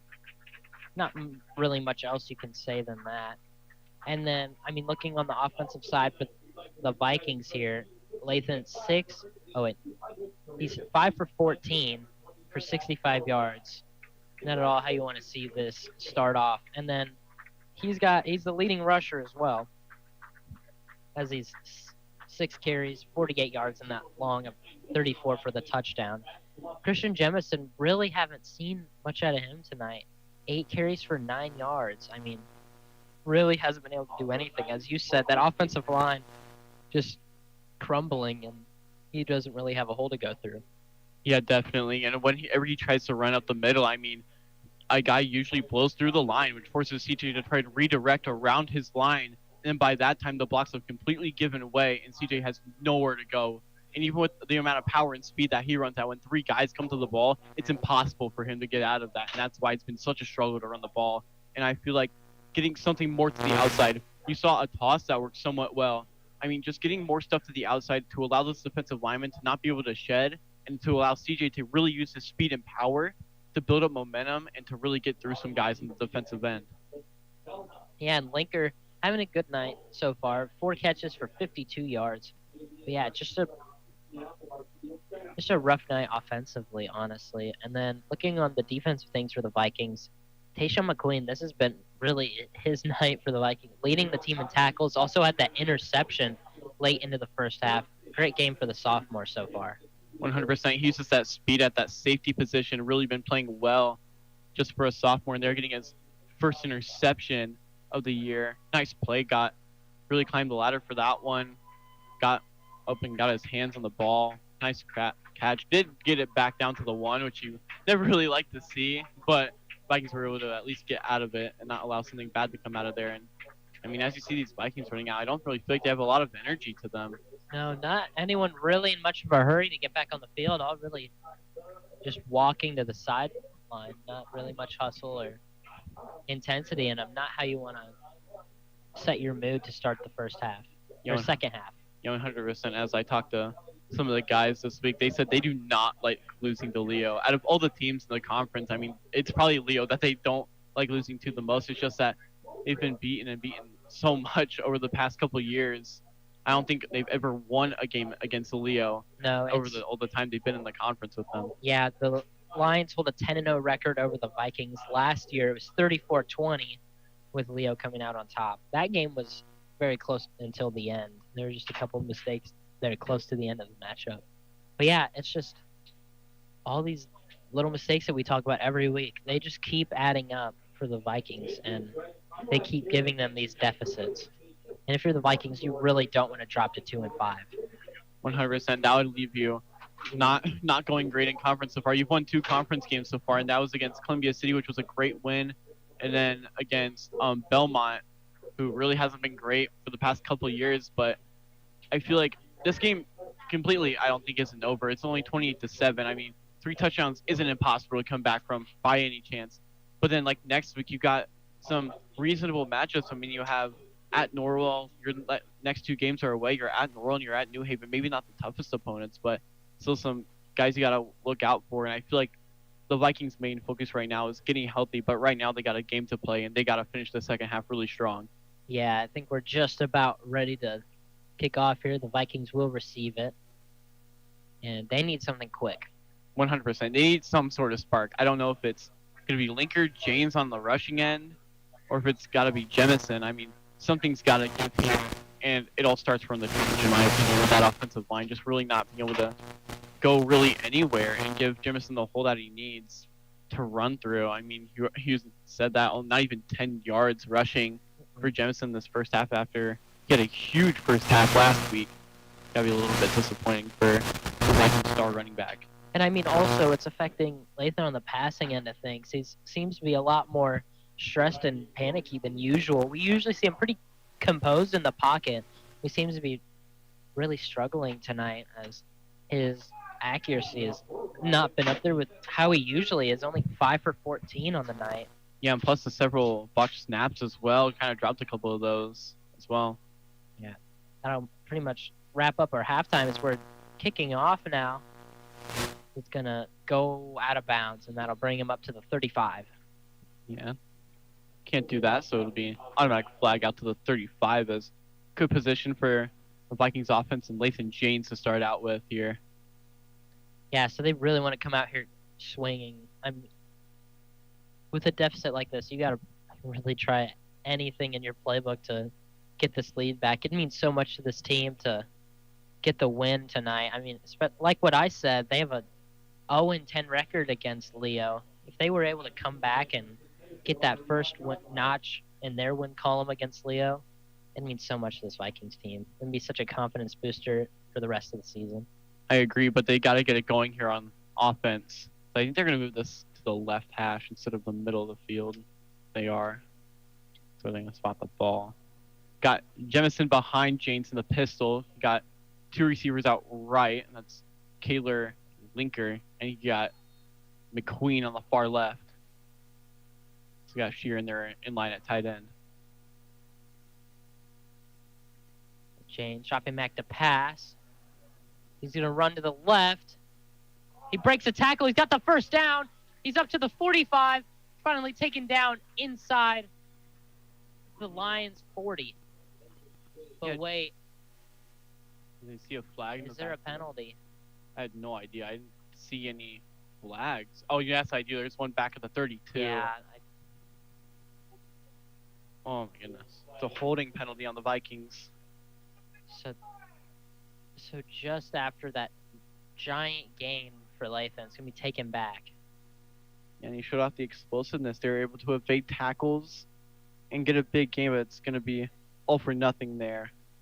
It's going to be brought back. It's going to be 1st and 20 now. Yeah, that was a 20-yard gain there, and just wiped off the board with another penalty that I feel like we talk about that almost every single week during halftime. These penalties really racking up on the Vikings. Lathan. He's going to fire one out to Jemison. It's caught. He stiff arms a defender. He's up the sideline. He's at the 50, the 40. It's a foot race, and he's taken down inside the 25. There, Jemison gets a little bit of space. You see the run after catchability from him. What a great play. Eventually tracked down by Detmers. I have no idea how he's able to stay in bounds there. I thought he was taken out of bounds all the way back around the 35. Able to push all the way up inside the 20, inside the 25 at, I think, the 23. Yeah, I was thinking the same thing, but Jemison able to tiptoe his way down the sideline and get a huge gain. Another low snap as James looking to roll out on his own. He's at the 15. It's going to be another good gain for the Vikings. So 3 plays in a row, we've seen good gains for the Vikings. A great start to their offense. Yeah, again, we're seeing that triple option that you might have seen last year if you watched the Vikings. And that time I feel like Jemison was the lead blocker for James. Picks up a nice block, and it'll be now 2nd and 3 for the Vikings. He's going to roll out to his right. He fires. It's caught by, I think that's Shearer, and now that's a first down inside the 10. Nice job by James. Puts it right on Shearer in the gap in the zone. It's going to be 1st and goal here for the Vikings. Great way to start out. Yeah, 1st and goal on the 8 now. Just a great offensive drive so far. They need to finish this out strong. Yeah, James going out of empty. We're going to see what they go with here. I could see a draw here. 100%. They got a lot of guys in the box. Jemison in motion. It's James rolling to his right. He fires left side of the end zone. Just out of reach. It's going to be incomplete. I think it was intended for Mason Patak. You usually see him in line at tight end for blocking, but tried to flood everything out to the right to leave open a gap for Patak. But there was a guy in man coverage on him, so it didn't quite get to slip out like the Vikings intended it would. I mean, I still like the play call there, mixing it up. We've seen a lot of time they've rolled out to the right side, fired on the right side. So throwing all the way to the left is a good play call there. Is now Lathan fires it to Linker. It's going to be taken down at the 5. So they fake the handoff to Jemison. Yeah, swung that down. It was another triple option. Got a minimal gain there. It's going to be a big 3rd goal from their own or from the opposite 5. I mean, I feel like here, 3rd and 5, this is a big red zone opportunity, and I feel like you got to go to your best red zone guy here, and that's Wyatt Shear. I mean, probably one of the biggest guys, receiving guys on the team. Over 200 pounds, 6'3". See what they go with. Lathan dropping back to pass. He's going to run here. And that's another rushing touchdown for the sophomore, Lathan James, finding the end zone once again. I mean, that's absolutely a little bit off script, but just what they needed. Finds a little bit of a lane on the scamper and goes right in the end zone. Touchdown again for Lathan James. He's been on fire with his legs tonight. Yeah, I mean, before tonight, only 1 on the season, already matching that with 2. So now we line up for the extra point. Yeah, Sink to kick the point after. Extra point is up, and it's good. So 28-14, a great start to the second half for the Vikings. Yeah, that's got to be a great confidence booster to come right out of the half, being down 21, now scoring a touchdown, your first drive. Huge, huge play there. Yeah, and I think that starts with the Christian Jemison 52-yard reception. Manages to stay inbounds, gets it all the way to the other side of the field. And then just those quick plays, I mean, there were multiple 8 or 9 yard gains in a row there. and finally punching it in with the Lathan James rushing touchdown. Just a great first drive. Yeah, I have no idea how Jemison stayed in bounds on that play. Still looked like he could almost have been out, but a great play by him. That really set up that opportunity down the red zone. As we'll see the Lions get the ball here. They have 3 back to return, actually. Don't really see that too often, but we'll see what Steele decides to do on the kickoff. Kicking off from his own 40. They do like to do a lot of different things here. They like to go for onside squibs. We hardly ever see them just traditionally kick it off, but we'll see what Steele ends up doing here.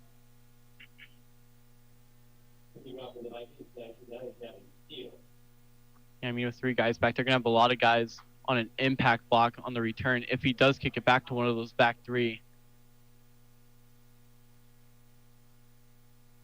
It's going to be a squib.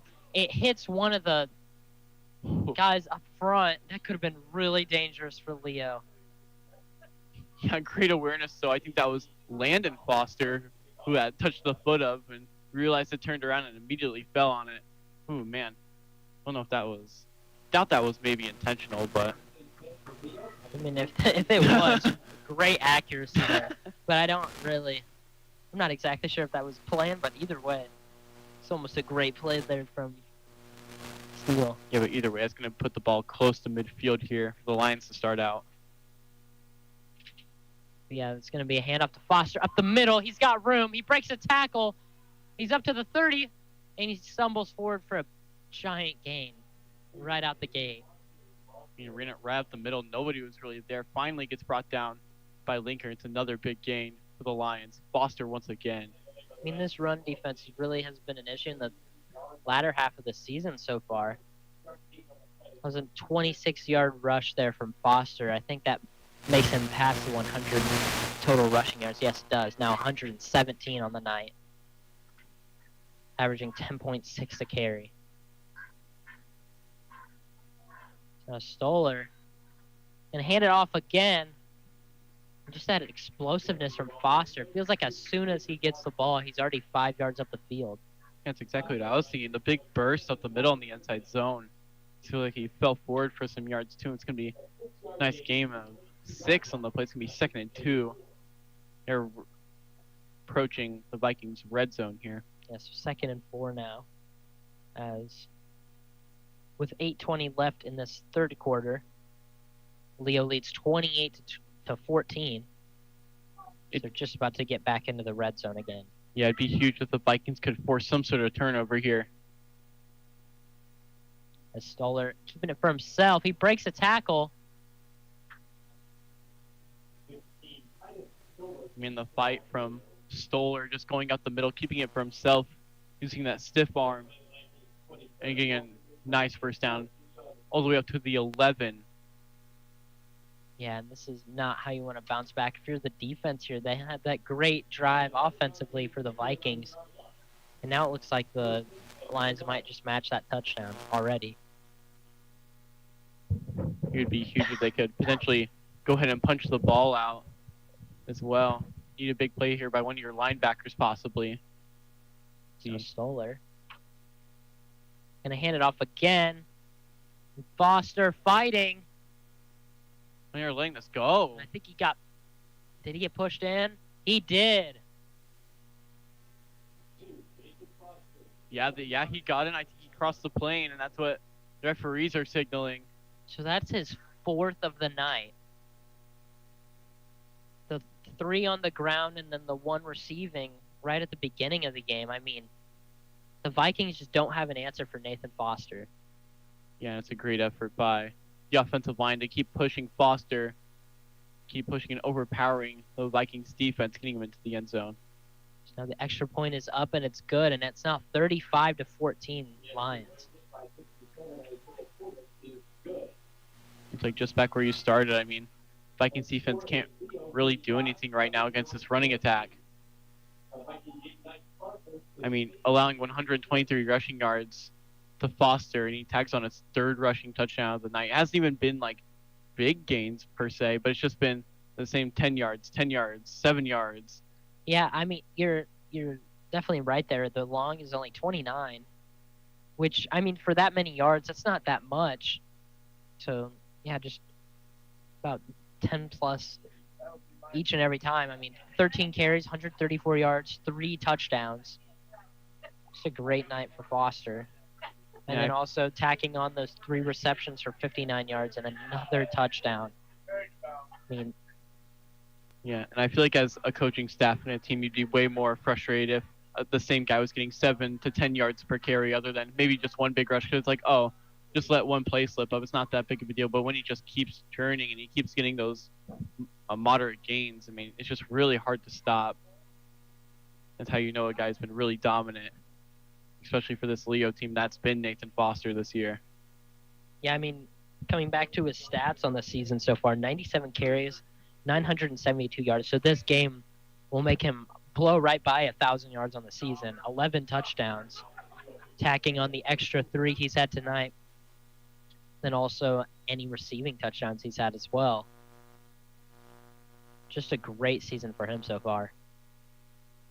This will be caught around the 15. As Linker trying to bounce to the outside. Just not able to find room. Gets taken down around the 30. Yeah, Reed Stetzer, nice job on the kickoff unit for the Lions, maintaining his side of the field and making sure nothing gets to the outside. Yeah, and if you're the Vikings, you just got to bounce back after letting up that touchdown there. You really need to keep that balanced offensive attack going. It worked so well last drive, and no reason to stop. Yeah, and here I feel like they just cannot stop right now. I mean, still down by 3 touchdowns. You've got to keep going. There's a lot of time left in this game. And Lathan dropping back to pass. He fires. It's caught by Linker. So I think that's going to be a gain of 2 on the play. I mean, I think the Vikings really need to try and attack that left side of the field. They have so many guys so close to the right sideline for Leo. They just need to maybe have Jemison swing to the left or something on a run, because there's a lot of open space over there. But now with them spacing out, it's kind of gone. Yeah, I can see what you mean as well. There's a swing. James now looking to run. He's going to get out of bounds, and that's going to move the chains. Another great run from Lathan. Again, a nice block to seal the outside from Linker. Put his shoulder into the chest of one of the Leo defenders, and it allows James to scramble out of bounds. Nice gain there. I mean, James has been incredible running the ball, just getting out of the pocket and finding lanes. Yeah, this is probably his best rushing game so far in the season. 9 carries for 71 yards and 2 touchdowns. So yes, not a lot that we see from him either. So 1st and 10 on the Vikings 44. It's James dropping back, fires it over the middle. Incomplete. It's intended for Shearer there. Took a hit while trying to haul in the ball. Yeah, and one thing that I'm noticing, number 62 for the Lions, I mean, Hayden Roberts just creeps up to the line as a linebacker and just splits kind of what sort of is a double team in the A gap, and is kind of making life really hard for James right now whenever he does that. But James is able to get the ball off quicker to Shearer, but he can't really hang on. Yeah, so now James rolling to his left. He's going to keep it for himself once again. It's taken down. It's going to be a gain of, I think, 5 on the play. But yeah, back to your point, I mean, I think that's a big reason why we really haven't seen Shearer in the passing game too much. There's just so much pressure on Lathan to begin with that there's no real reason to have Shearer off the line. And plus, they keep having these unmarked edge rushers that keep getting to Lathan immediately. That's really not helping the Vikings out. This James dropping back to pass again. He's going to roll out to his right. He fires it. Ooh. And there was definitely contact on that. Whoa. I mean, Kaler was being held. He put his arm up like he's definitely, I think, the defenders were holding his shoulder, but I think the only reason this wasn't being thrown is because of how far the ball was out of bounds. That's the only reason I could really think of there. It's going to be 4th down for the Vikings, and here at this spot, I think Coach Eschbach is going to keep his offense back on the field. Yeah, I don't really see a point in taking them off. They're just trying to get something going here. I mean, that first drive looked great. They just need to continue that. Yeah, see Shear and P-Tac in motion to the left. James going to fire the screen pass. It's caught. He's got a bit of room. He's got the first down. Once again, Linker keeps the Vikings offense alive. Yeah, does a great job to evade the first tackler, get upfield, and make sure he stretches that ball over for the first down. Now they're into Lions territory at the 45. Yeah, another big play for him. He's had a great night so far. That's his 7th catch of the night, 65 yards. So now James going to keep it for himself. Oh, there's going to be a but flag, I think there's going to be a holding call here.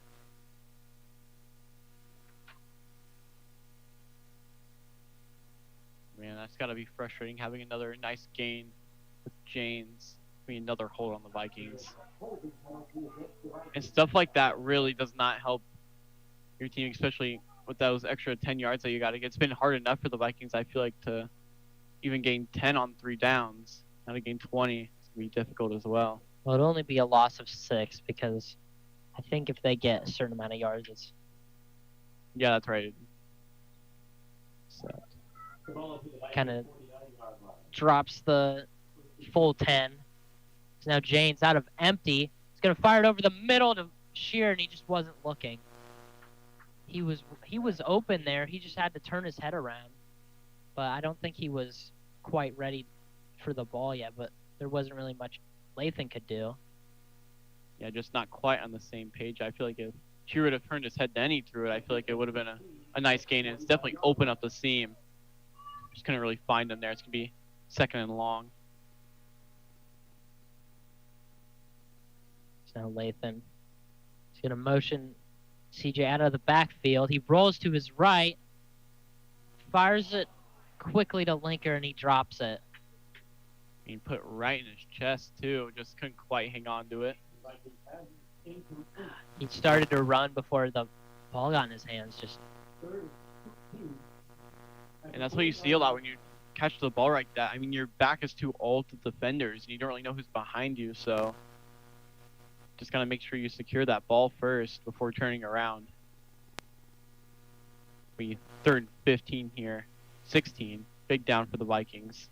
Yeah, if anything, just get a nice 10-yard gain to set up a 4th down. So James, rolling to his right, fires to, I believe that's Linker. It's caught. I think that might be exactly what I was talking about. Yeah, working against Landon Foster on the outside. Runs a nice out route. It's going to be 4th and only 3 to go. Vikings going to keep their offense back out here. They really need this. Only 5 minutes and 17 seconds left to go in this 3rd quarter. If you're just joining us, it's 35-14. The Lions lead in this one, but the Vikings on a 4th down into Leo territory. Yeah, and they didn't even look over it and see if they'd come off the field. As James dropping back to pass again, rolling to his left. He's got pressure, and he just tries to fire one off, but some pushing there. I mean, yeah, James just got corralled there. There's really nothing that the Vikings could do at that point. James couldn't find anything. It looks like they wanted to hit Jemison right out of the backfield, but he was covered nicely with man coverage, and just couldn't get really anything to go there. It's going to be a turnover on downs. Yeah, it's the 2nd one of the night we've seen.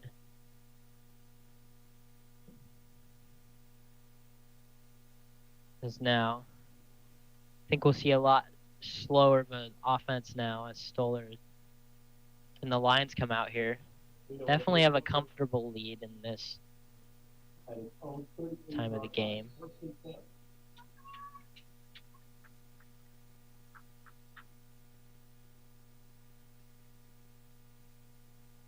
He takes a snap. He's going to toss it out to Foster.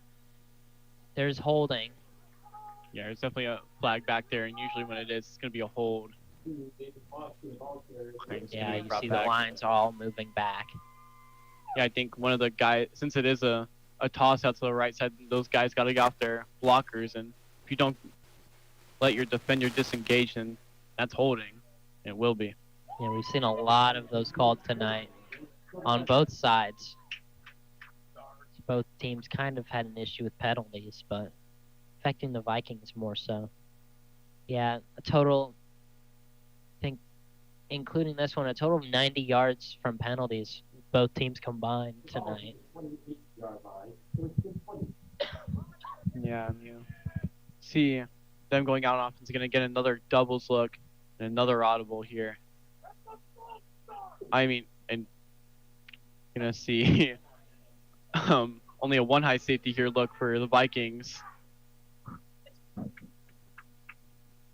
Going to be another handoff to Foster.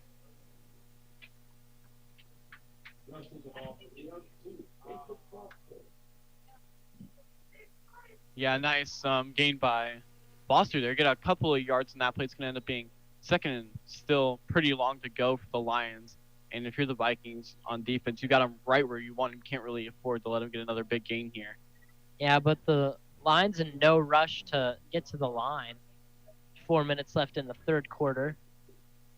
It's a 4-yard gain there. Stoller dropping back to pass. He's going to fire down that right side. Incomplete. I mean, it was a good look there, kind of low. It falls incomplete, as that was intended for number 13, Landon Kinsey. He had that big reception earlier in the game. Yeah, now he will come out. And this has got to be a passing down here if you're the Lions. Is still third and really, really long. They're going to bring Holzinger out there to play, looks like a nickel defense. They're going to run too high here for the Vikings.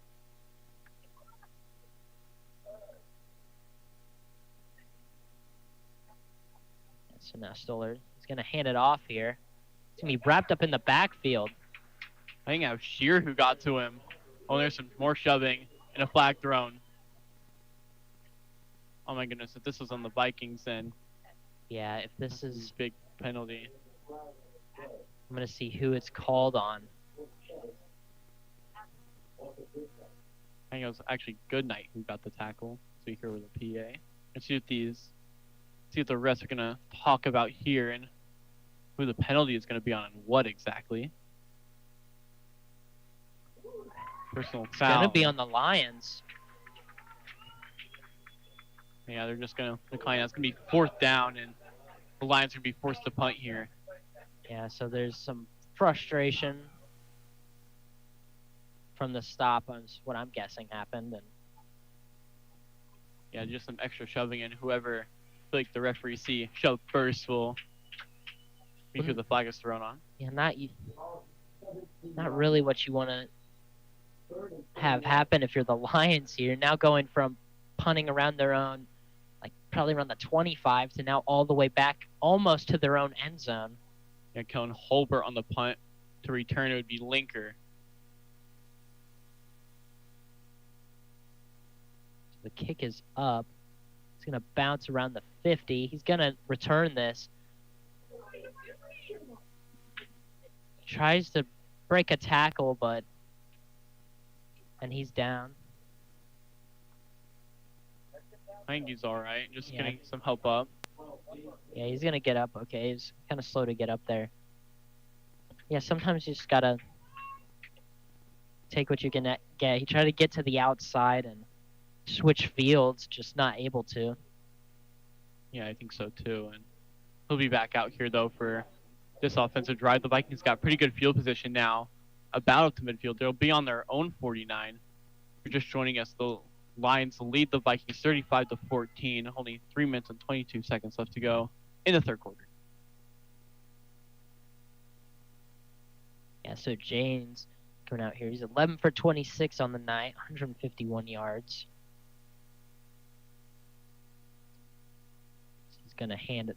Oh, no, he's going to keep it for himself. He's going to fire it deep. This is to Kaler. Yep, and there's the flag. I think you can hear the fans a little bit happy about that one. I mean, nice job by Kaler to beat him deep. Just couldn't quite get his hands on the ball. I think that flag will be the reason why.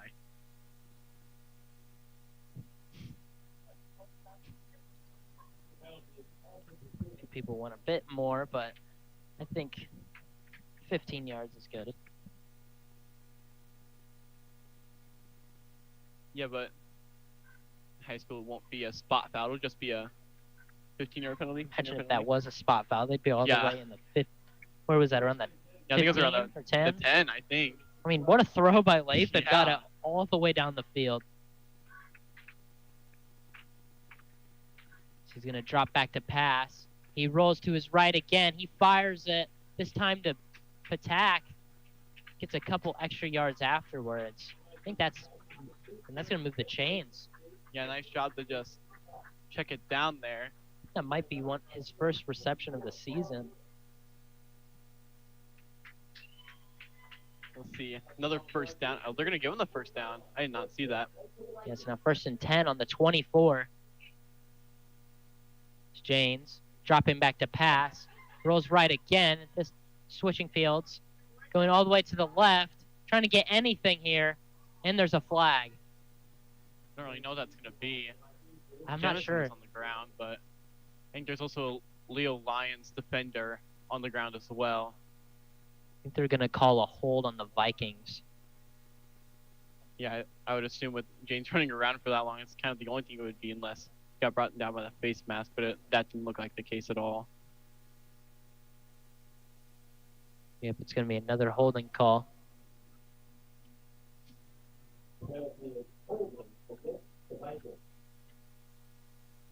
So the Vikings once again being moved back by penalties. I mean, both teams, as I mentioned before, faced a lot of penalties. I mean, before this drive I mentioned it was 90 yards. I think now after this it's going to bring it up to 120. So both teams just really needing to work on not holding off on the holding calls. As now Lathan fires it right side. It's caught by Linker, and he gets inside the 15. That might just be very close. I think they're going to give him the first down. Perfect play there by the Vikings, right in rhythm. James to Linker. Been his favorite target all year. And they're going to give him the first. I mean, another great reception there from Linker. Yeah, in the red zone here, you got to capitalize on this opportunity.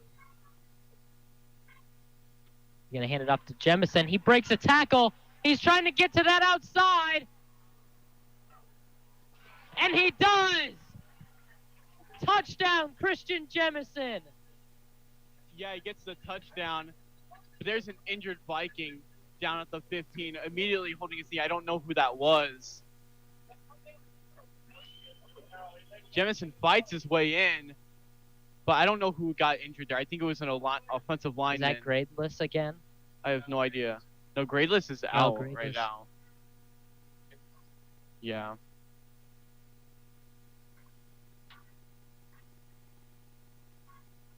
Coach Eschbach going to check on the injured Viking. I could not exactly see who that was. As I think it was a tackle, so because I saw Mason Downey put his helmet on. It's not. I think that's.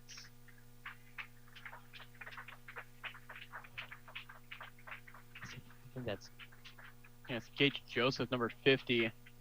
Went down immediately holding his knee.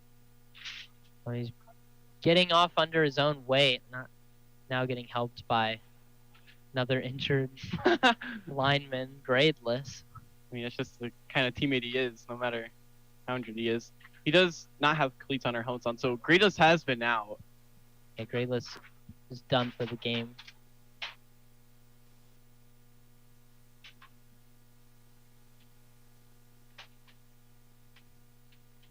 But the Vikings do pick up the touchdown, but at what cost with another injury to that offensive line?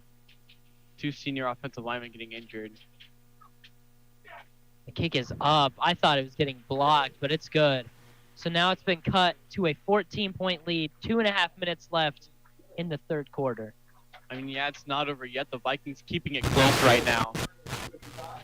and swayed it by 7 points by getting that stop and then going down and getting another touchdown. Yeah, Jemison able to get something going on the ground there. 14-yard touchdown. That was the first Jemison run play we've seen in a while. Yeah, the Vikings have gone strictly to that pass and RPO style offense that we've seen while he was out, but now finding a chance to give him the ball, and he makes the most of it, fighting his way. Yeah, and I mean, with the pass, it's been effective. Lathan now getting his completion percentage back up to almost 50%. So earlier it was down in the 30s, but now he's really getting into a rhythm, looking a lot more composed like we're used to seeing him.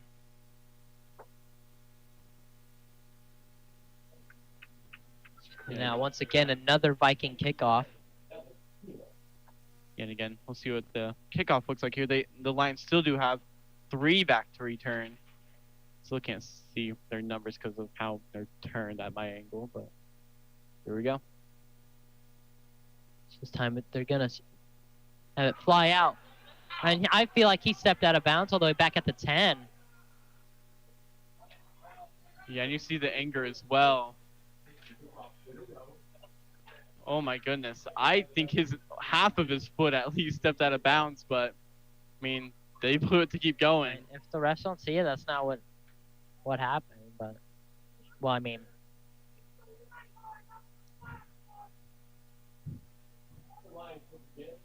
as they will start out about on their own 27. See Store in that offense. See if the Vikings can get something here going on defense once again. Got a nice stop the last time the Lions were on offense. See what they do here. Now 1st and 10 on the 27. Stoller. Since number 11 in motion. He's going to roll to his right. He's taken down with a short gain of just 3. Yeah, nice shot by Goodnight, unblocked there, able to track down Stroller. And Goodnight's been really good for this team all year, leading the team in tackles coming into this game. Only a junior. Yeah, he's really been a cornerstone of this defense this year, leading the team in tackles all over the field, not just on the defensive line either. He's one of those guys that'll chase them down the field like 15 yards off the line of scrimmage and take him down. Stoller dropping back to pass. Fires a quick one. It's caught. So it's going to be 3rd and 2. This time complete to number 3, Luke Tackwell. Yeah, I saw a Vikings defender immediately get in floor space. That's only because it was a screen out. And it's a nice gain for them. It's only going to be 3rd and 2. I feel like here you got to mainly expect the run here, only for 2 yards. Yeah, got to be ready for that Foster. And you feel the environment getting loud here. This is a big down. You just feel the rumbling on the stands. It's snapped. It's a handoff. Is he stopped? Well, I think they're going to mark him right at the line of the game. Oh, this is going to be close. I don't think he got it, but I think they're going to give it to him. No. No. Oh, yeah. They point it forward. Yeah, it's going to be a 1st down. Just barely got there.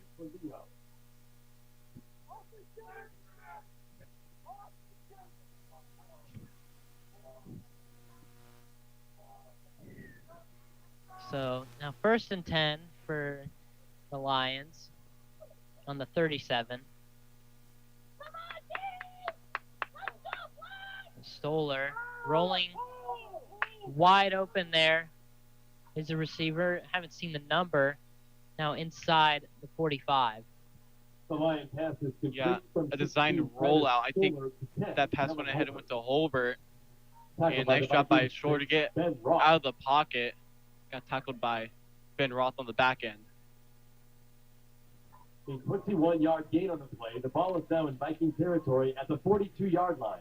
1st and 10 for Leo. I mean, gets in the Viking territory, and that's probably going to be the last play. I mean, the game clock's about a second ahead of the play clock, so we'll probably see the Lions have ran the last play of the third quarter. As yeah, that'll be it for the third quarter.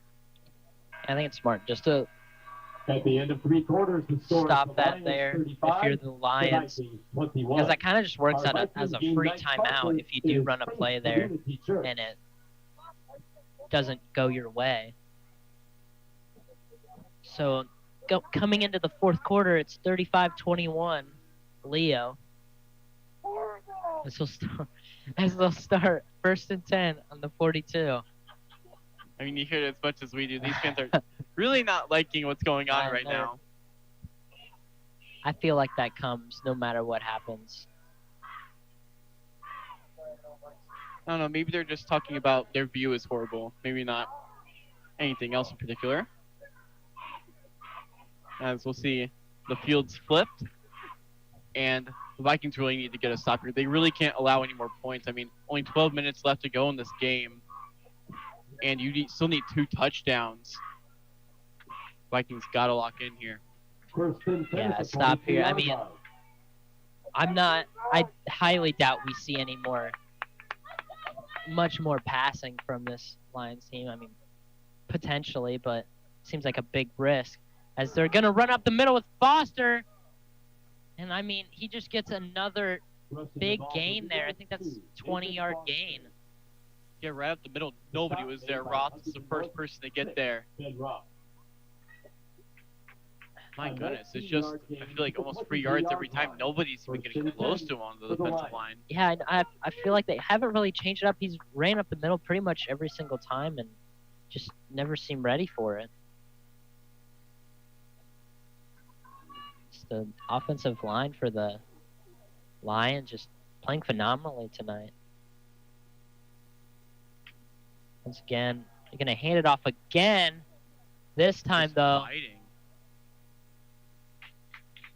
Going to be stopped. Oh, yep. I think he just, number 51, Damian Coulter, just yanked Walker Goodnight off the pile, and that's going to be an instant flag. Yeah, you really can't let your emotions get the best of you. I think Walker Goodnight going to be taken out after that as well. Look at the shoulder pad. You can definitely tell. The penalty is a personal foul. Yeah, that's just completely unnecessary after the play. He's got his helmet off on the sideline and holding on that shoulder. Yeah, I think maybe that even got his shoulder a little bit. I don't know. Either way, that is not sportsmanlike at all. Yeah, you can't when the other team's coming back like this and you're in a position to score and put it out of reach, you really can't let your emotions get the best of you like that. Absolutely not. So now, second and very long. It's going to be brought back all the way to the Vikings 36. Second and 23. So instead, you'll see Clannon come in for Goodnight on the edge. It's going to be second and very long. So Stoller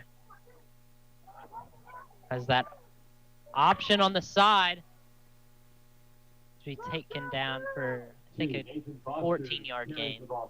I mean, Shear on that outside read it perfectly. I feel like stayed neutral between the two, but could not quite get the Foster on the outside. Just doesn't have quite the speed that Foster has.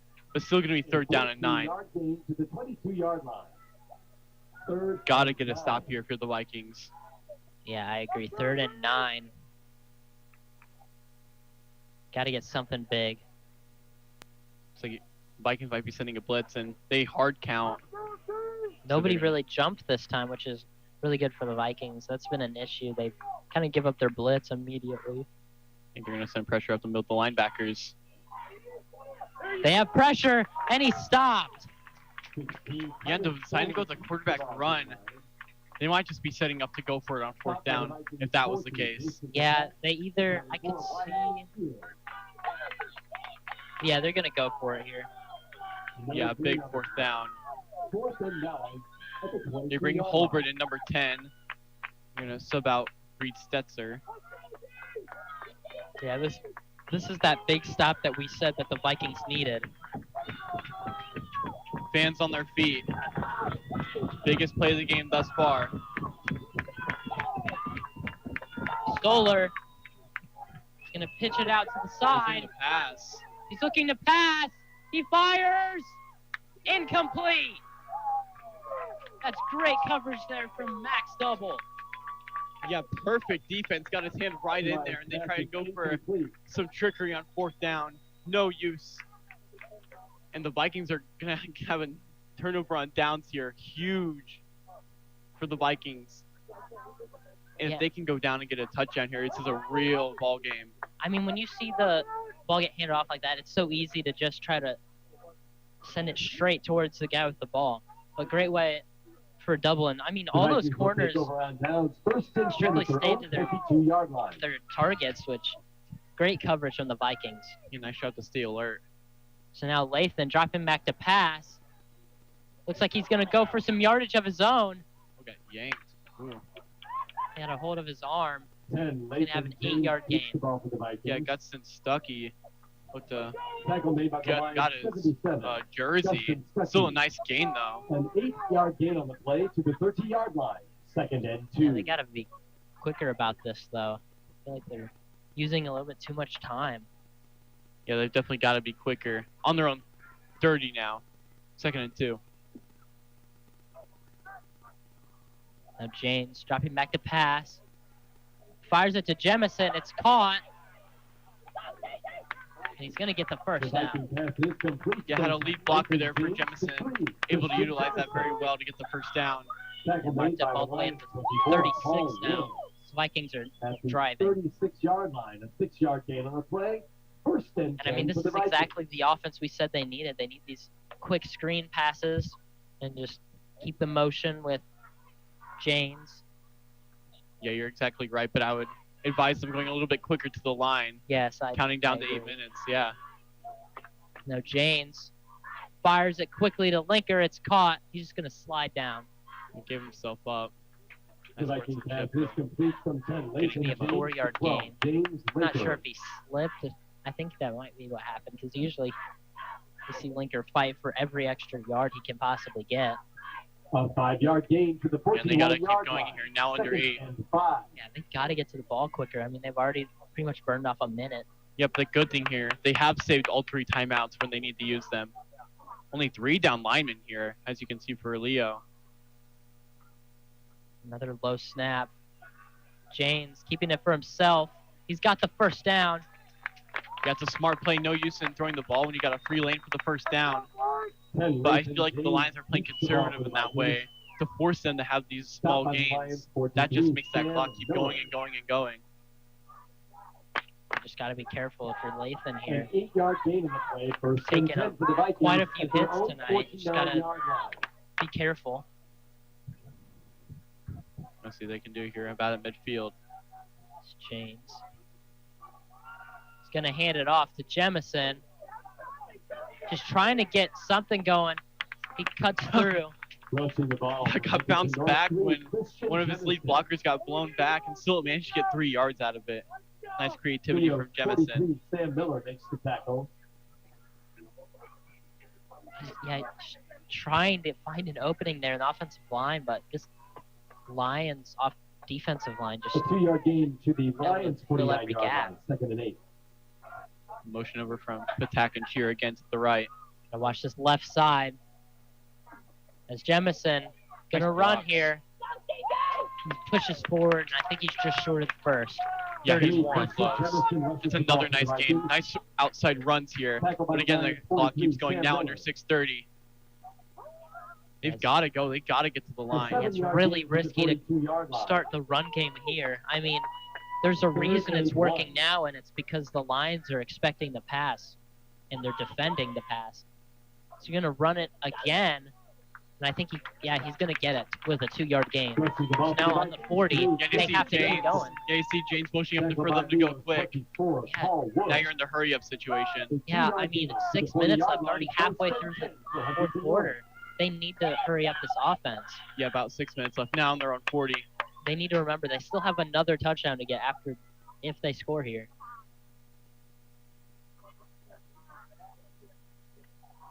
Another Once run. again, going to hand it off. He gets up the middle. He's got the first down. The ball carrier for the Vikings is That man, you see CJ starting to get his work, and that's the CJ we saw from last week. A nice gap open up on the left side. But you've got to get to the line. You got to allow subs in, though. Yeah, if they're going to run here, you got to be quick about it because nobody over on that right side, but now one goes over. Got to go quick. James trying back to pass. I think Shear might have left early. Yeah, I think I agree. A little bit antsy to get off the line there. Start against Huntington North. Yeah, so you were right. I think I did also see Shear coming off that right side a little quickly, left side. Had a couple of costly penalties last week as well. You talk about that face mask and some unnecessary roughness as well, but there it's a false start. Even 5 yards still is a big loss. 15. Yeah. Doesn't stop the clock either, so just losing even more time, which in this part of the game is all you need. He's immediately got rushers as Kaler brings this one. That wasn't Kaler, that was... No, that was Kaler. You're right. No, it is Kaler. To 15, Landon Kaler. A nice job there. The Lions defender. I wondered why a Lions defender was directly in Layton's face in a matter of seconds. Because it was at that side screen. Those blockers getting upfield. And now 5 minutes. You've got to go. Because they still need time to score another touchdown. Yeah. Lathan takes a big hit. Big hit on James. He's tough, though. But honestly, with that big hit, it almost bounced forward, making it a very close. A 3-yard gain to the 19-yard Yeah, you got to get to the line. Yeah, they need to hurry this up. There's only 4.5 minutes now. Here we go. That run got them in the red zone, but still, they have much more to do. CJ gets the first down, gets up to the 10. Man, what a stiff arm on that right side, allowing him to gain a lot of extra yards. And now they're at the 10. This is the point where you use that red zone offense. Yeah, you need to pass here. Gotta go, man. Even with the 3 timeouts, gotta go. They gotta look at this matchup on the left side. Linker one-on-one. They're gonna look snaps, that way. he fires and just underthrown. Yeah, trying to look back shoulder, but really nice coverage there from Mickelson. Tanner Mickelson in coverage. A little bit taller than Jimmy at 6 foot. Nice coverage as he will get subbed out here. But yeah, that does stop the clock though, which is the good thing. We've seen Linker match up with like 6'4" guys in the past.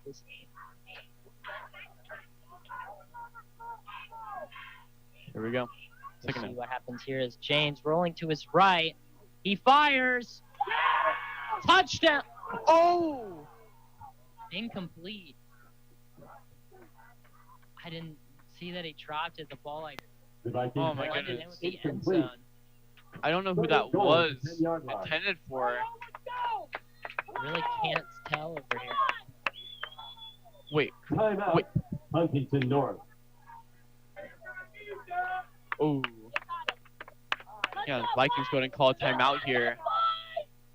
I mean, I don't know about that one. The ball was incomplete, stops the clock, and the Vikings call a timeout. I mean, it is a crucial 3rd down, but I don't know though, because you still get another play after this because they're gonna go for it on 4th down. I just don't know. But regardless, this is gonna give both teams time to talk it over. But I think you're right. This is definitely gonna come back to the Vikings because they really haven't been getting out of bounds either. They only have 4 minutes left, and they still not only have to score here, but get the stop and then score again. Yeah. So, and now with only 2 timeouts, it's gonna be so hard to make this Lions offense stop. Yeah, I don't know if that's the right call, especially with them only being with a yard to go or not. No, they're not. It is 3rd goal. I thought I saw that. Yeah, the sticks are just a little bit off. I didn't see that before that. Usually, they just put the sticks down. Yep, gotta go to the end zone here. James drops back. He rolls to his left. Just doesn't have anything. Yeah, There's a there it is. penalty. I think they got James by the face mask. James keeps the ball. There's a flag on this play. I That feel was like very late though. it was, but I feel like there was a face mask. Yeah. I think that was Foster. So since they're inside the 10, it'll be, I think, half the distance. If it is a face mask, and I think it is. That's a huge penalty. I saw the ref. It almost looked like he was signaling for a horse collar. Either way. We'll see what he calls. They're going to talk to Coach Eschbach.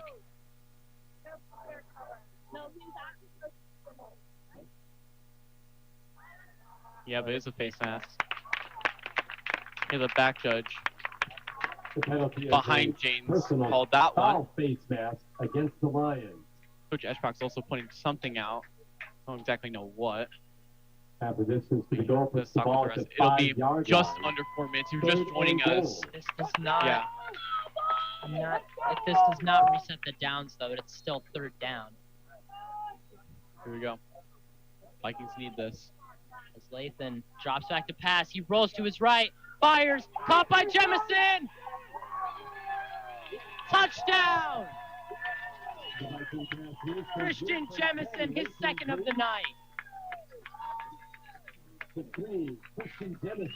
Man, what fight from the Vikings in the second half. Scoring 3 touchdowns and only holding the Lions to 1. You really see some light in the second half. And now it's all it's going to take is a stop from the defense. That's what you're concerned about now. Sink lines it up and it's perfect. So now 35-28. The Vikings have a chance here. Coming into this half, 28-7. 35. Huntington North. I mean, this is Our Viking giant turn of events. 100%. And this is the biggest possession for the defense this whole year. You have to get a stop with Coach Eschbach using that first timeout. You only have 2 timeouts to work with now. Still 3 minutes and 40 seconds left. You've got to make a big play here. Somebody's got to make a play. I wonder if even the coaching staff is discussing an onside kick as well. I could see that. I mean, the Vikings hardly ever go for a normal kick to begin with, so I wouldn't be surprised. And if not that, just like instantly kicking it out of bounds to save time, because either way, I could definitely not see him a regular kickoff here.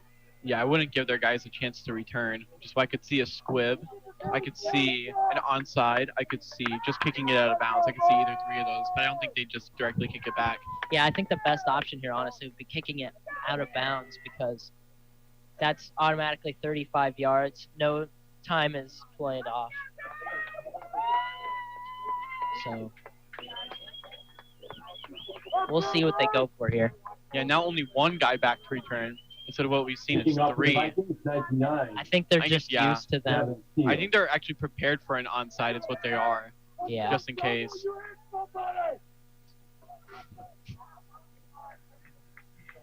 As Davin Steele, number 99, the senior, will kick it off. So now Davin. We'll go for the extra. It bounces, but he gets out of bounds. Honestly, a great attempt there. Just maybe a little bit too much spin on it.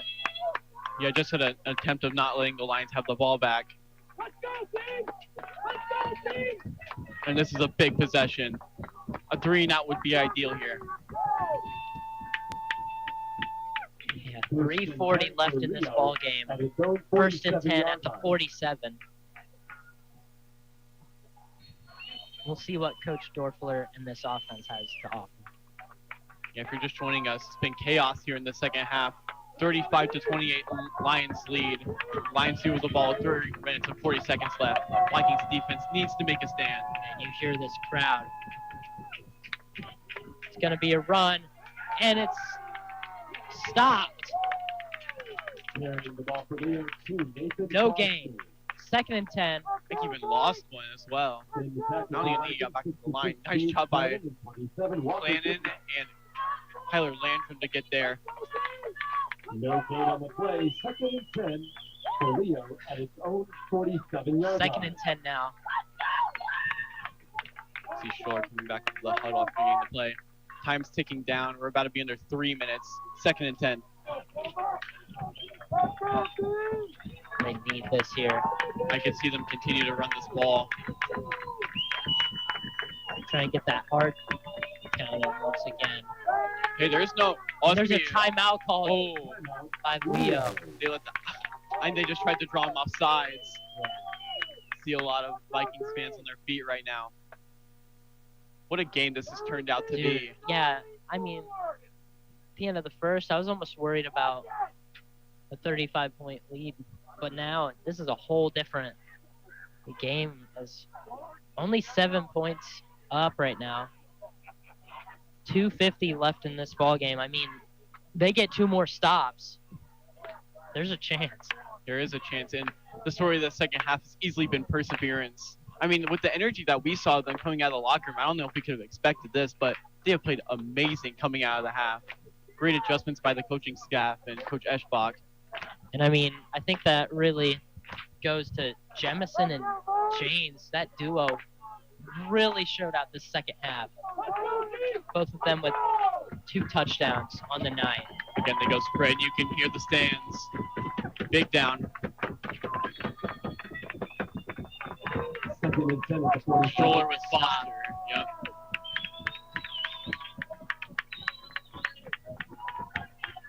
He's going to fake the handoff. And it's deflected. I thought for a second that was intercepted. Oh, I thought so too. Somebody got it in their hands. I think that was Clannon or Shear who got it. And it does stop the clock as well. It's an incomplete pass. The Vikings don't need to use a timeout. It would have been a short throw in the zone. And it's a huge third down. Biggest of the game. This is a giant play if they get the stop here. Fans up on their feet. I wouldn't be surprised if I saw it. We're on our feet.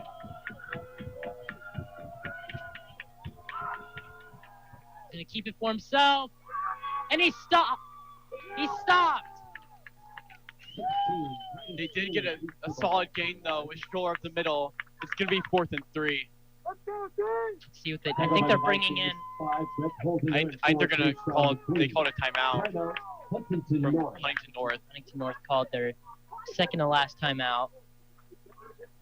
I don't know. I don't feel like you call a timeout there. I mean, that does stop the clock though. A 7-yard and you gotta think the Lions are gonna try and end it here. They do not want the Vikings to get the ball back after how they've been moving the ball in the second half. Yeah, I agree. I mean, coming up, 4th and 3. Biggest play of the game. I mean, the Lions being such a good competitor in the NE8. 5-1 record. 10-0 all time against Huntington North. You cannot imagine. I feel like it would blow the roof off this place if they would win. No roof, but I mean, we're under a roof. Would it be the clouds? Let's not think about it too much. Blow the roof off the press box. Here we go. Jemison trying to get the crowd hyped up. Everybody on their feet for this one.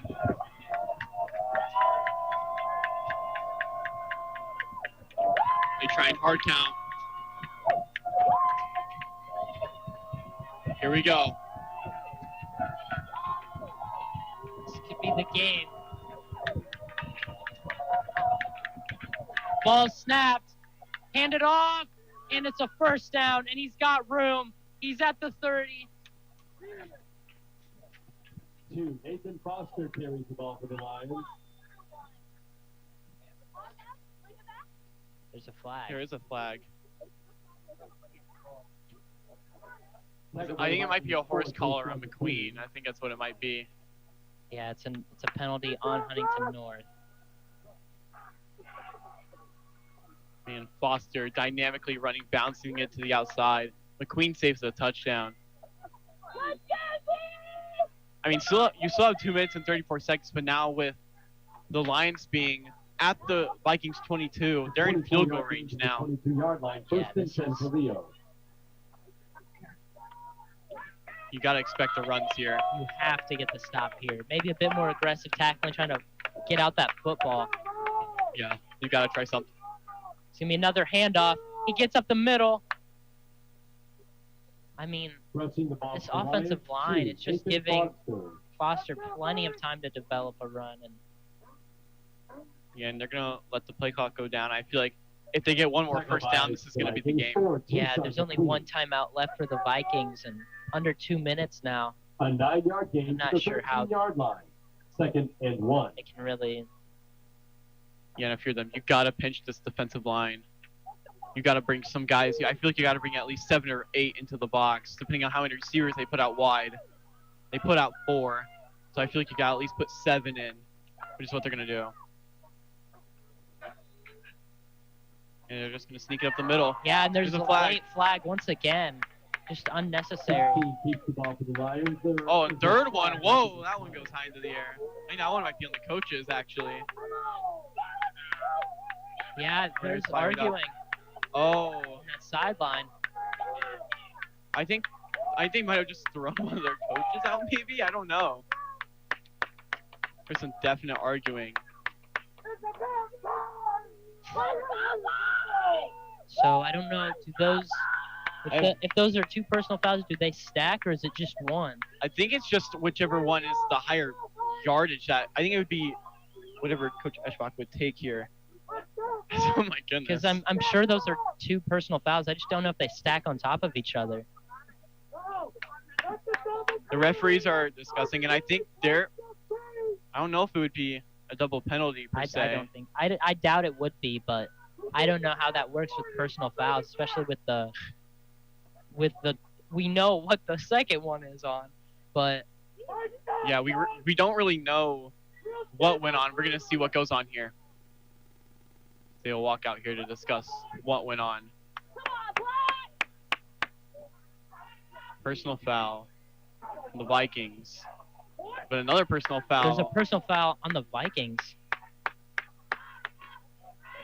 And then unsportsmanlike conduct on a sideline warning. Yeah. They called one of those earlier on the Vikings too. Personal foul. I'm not really. We're gonna have to see how this sets up then. And a sideline penalty against Leo. And they're gonna back it up.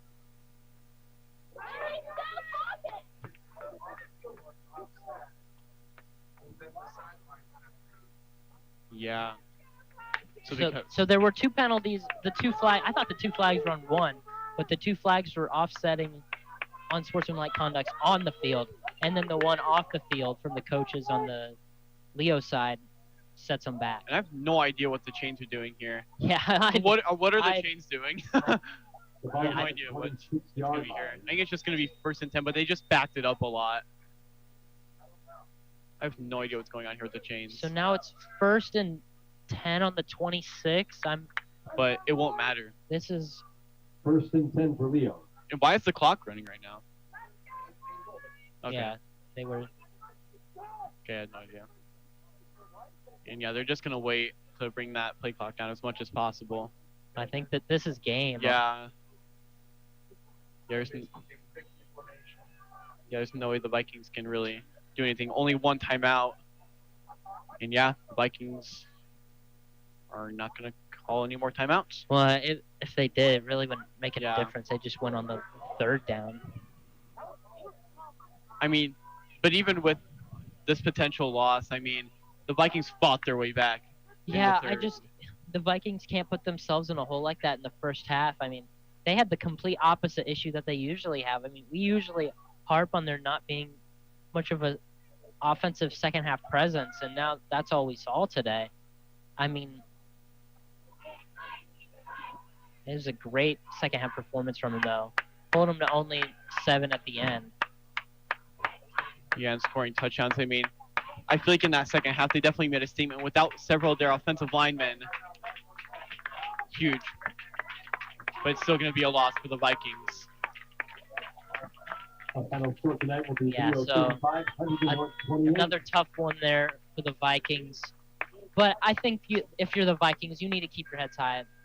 5-1 coming into this game was Leo, and only losing by one score. I feel like that's a great look if you're the Vikings. Yeah, and they did a great job to adjust to the second half game plan, and the Vikings capitalized off of what Leo had been doing in the in the first half on defense.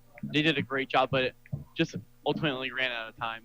Yeah, we'll be back to talk to you more about this in the post game. My days of playing basketball for North Posey High School are still some of my favorite memories. Years later, I can still remember the feeling of wearing my Vikings jersey proudly and representing my community. I'm IHSA Commissioner Paul Neidig, and these student athletes know how that feels. It's an honor to represent my school and wear their name, to have the entire community rooting for my success, to contribute to my school's legacy and all the student athletes who came before me. I'm Josie Campbell, and I'm a proud Brownsburg Bulldog. Playing high school sports gives me a sense of ownership in my school. I get the chance to have a positive impact on my school's reputation, to help carry out our traditions, and to be the best person and player I can be. I'm Jet Wolfley, and I'm a proud Terre Haute North Patriot. Demonstrate your pride by buying a ticket to your high school's athletic events. This is promoting school spirit. This is making your community proud. This is your IHSAA. Welcome back to the post-game show after a short break in a very close game for the Vikings and the Lions tonight, 35-28, going into the Lions' favor. But, I mean, if you're the Vikings here, you got to keep your head held up high. But they came into that first half, or second half, with a deficit 28-7, and only allowed 7 points in the second half in total. I just feel like for them, that's a great look. If they just clean up those mistakes in the first half, it's a great game for them. I mean, Lathan James really picked it up in the second half, went 17 for 34, 210 yards and a touchdown, no picks. And then on his feet was the real change today. 13 carries, 94 yards, and 2 rushing touchdowns. Something we really haven't seen from him before this game. Christian Jemison wasn't able to get much going in the first half. 14 carries, 55 yards, and a touchdown overall, however. And then leading receiver, James Linker, 9 catches for 90 yards, but then the only receiving touchdown of the night, 4 carries, 76 yards, and a touchdown. Yeah, and to take over for more of the Leo side, I mean, Nathan Foster, goodness gracious, 22 carries, 211 yards, 9.6 per rush. 3 touchdowns on the ground. That's not including the one he had receiving with 60 more yards. And you talk about Titus Stoller on the ground as well, the quarterback, 13 carries, 71 yards and a touchdown along of 16. I mean, they ran that read option so well, and they just did a fantastic job at doing that. And you talk about the defense as well for both teams. I mean, especially I feel like in that second half, the Vikings defense played phenomenally well, holding the Lions to only 7 points. And just at the end of the day, I feel like they just ran out of time. And who knows? But I feel like if you're the Vikings, you got to have this held high, especially for the second half. You had some offensive linemen down. You had Gage Joseph down. You had Will Gradeless down, their center. You just have a lot of injuries all around the board this season. And they've persevered, and they've really done all they can. And I feel like you got to walk out of this win slightly disappointed, but also happy of how you almost came back and won this game. Yeah, I agree. Honestly, that second half looked like a whole different team than what we saw in the first. They couldn't get any stops at all on Foster, this offense in general, and only allowed 7 points in the second. So overall, great half for them. And I feel like for the most part going on, you have 2 relatively easy games, and they're both away. You're at Norwell and at New Haven to finish the season until the sectional draw happens. And so the Vikings have got to get healthy beforehand, and just they got to keep rolling, got to keep their heads held high. Yeah, I agree. And that'll pretty much wrap it up for us tonight. Thanks for tuning into tonight's broadcast of Huntington North Viking football. Again, the Vikings fall to the Leo Lions 35-28. For Braxton Oakley, I'm Luke Zellis, and we'll talk to you next Friday.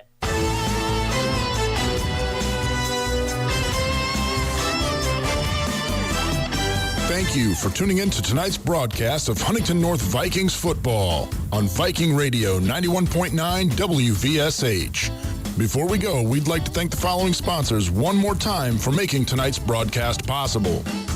Vippus State Bank, First Federal Savings Bank, Hartberg Roth Garrett Halverstadt Law, Nove, Rich Roofing Systems, and Wise Guys Downtown. Be sure to tune in all season long for the hard-hitting action of Huntington North Vikings football on your Huntington North Sports Authority, Viking Radio, 91.9 WVSH.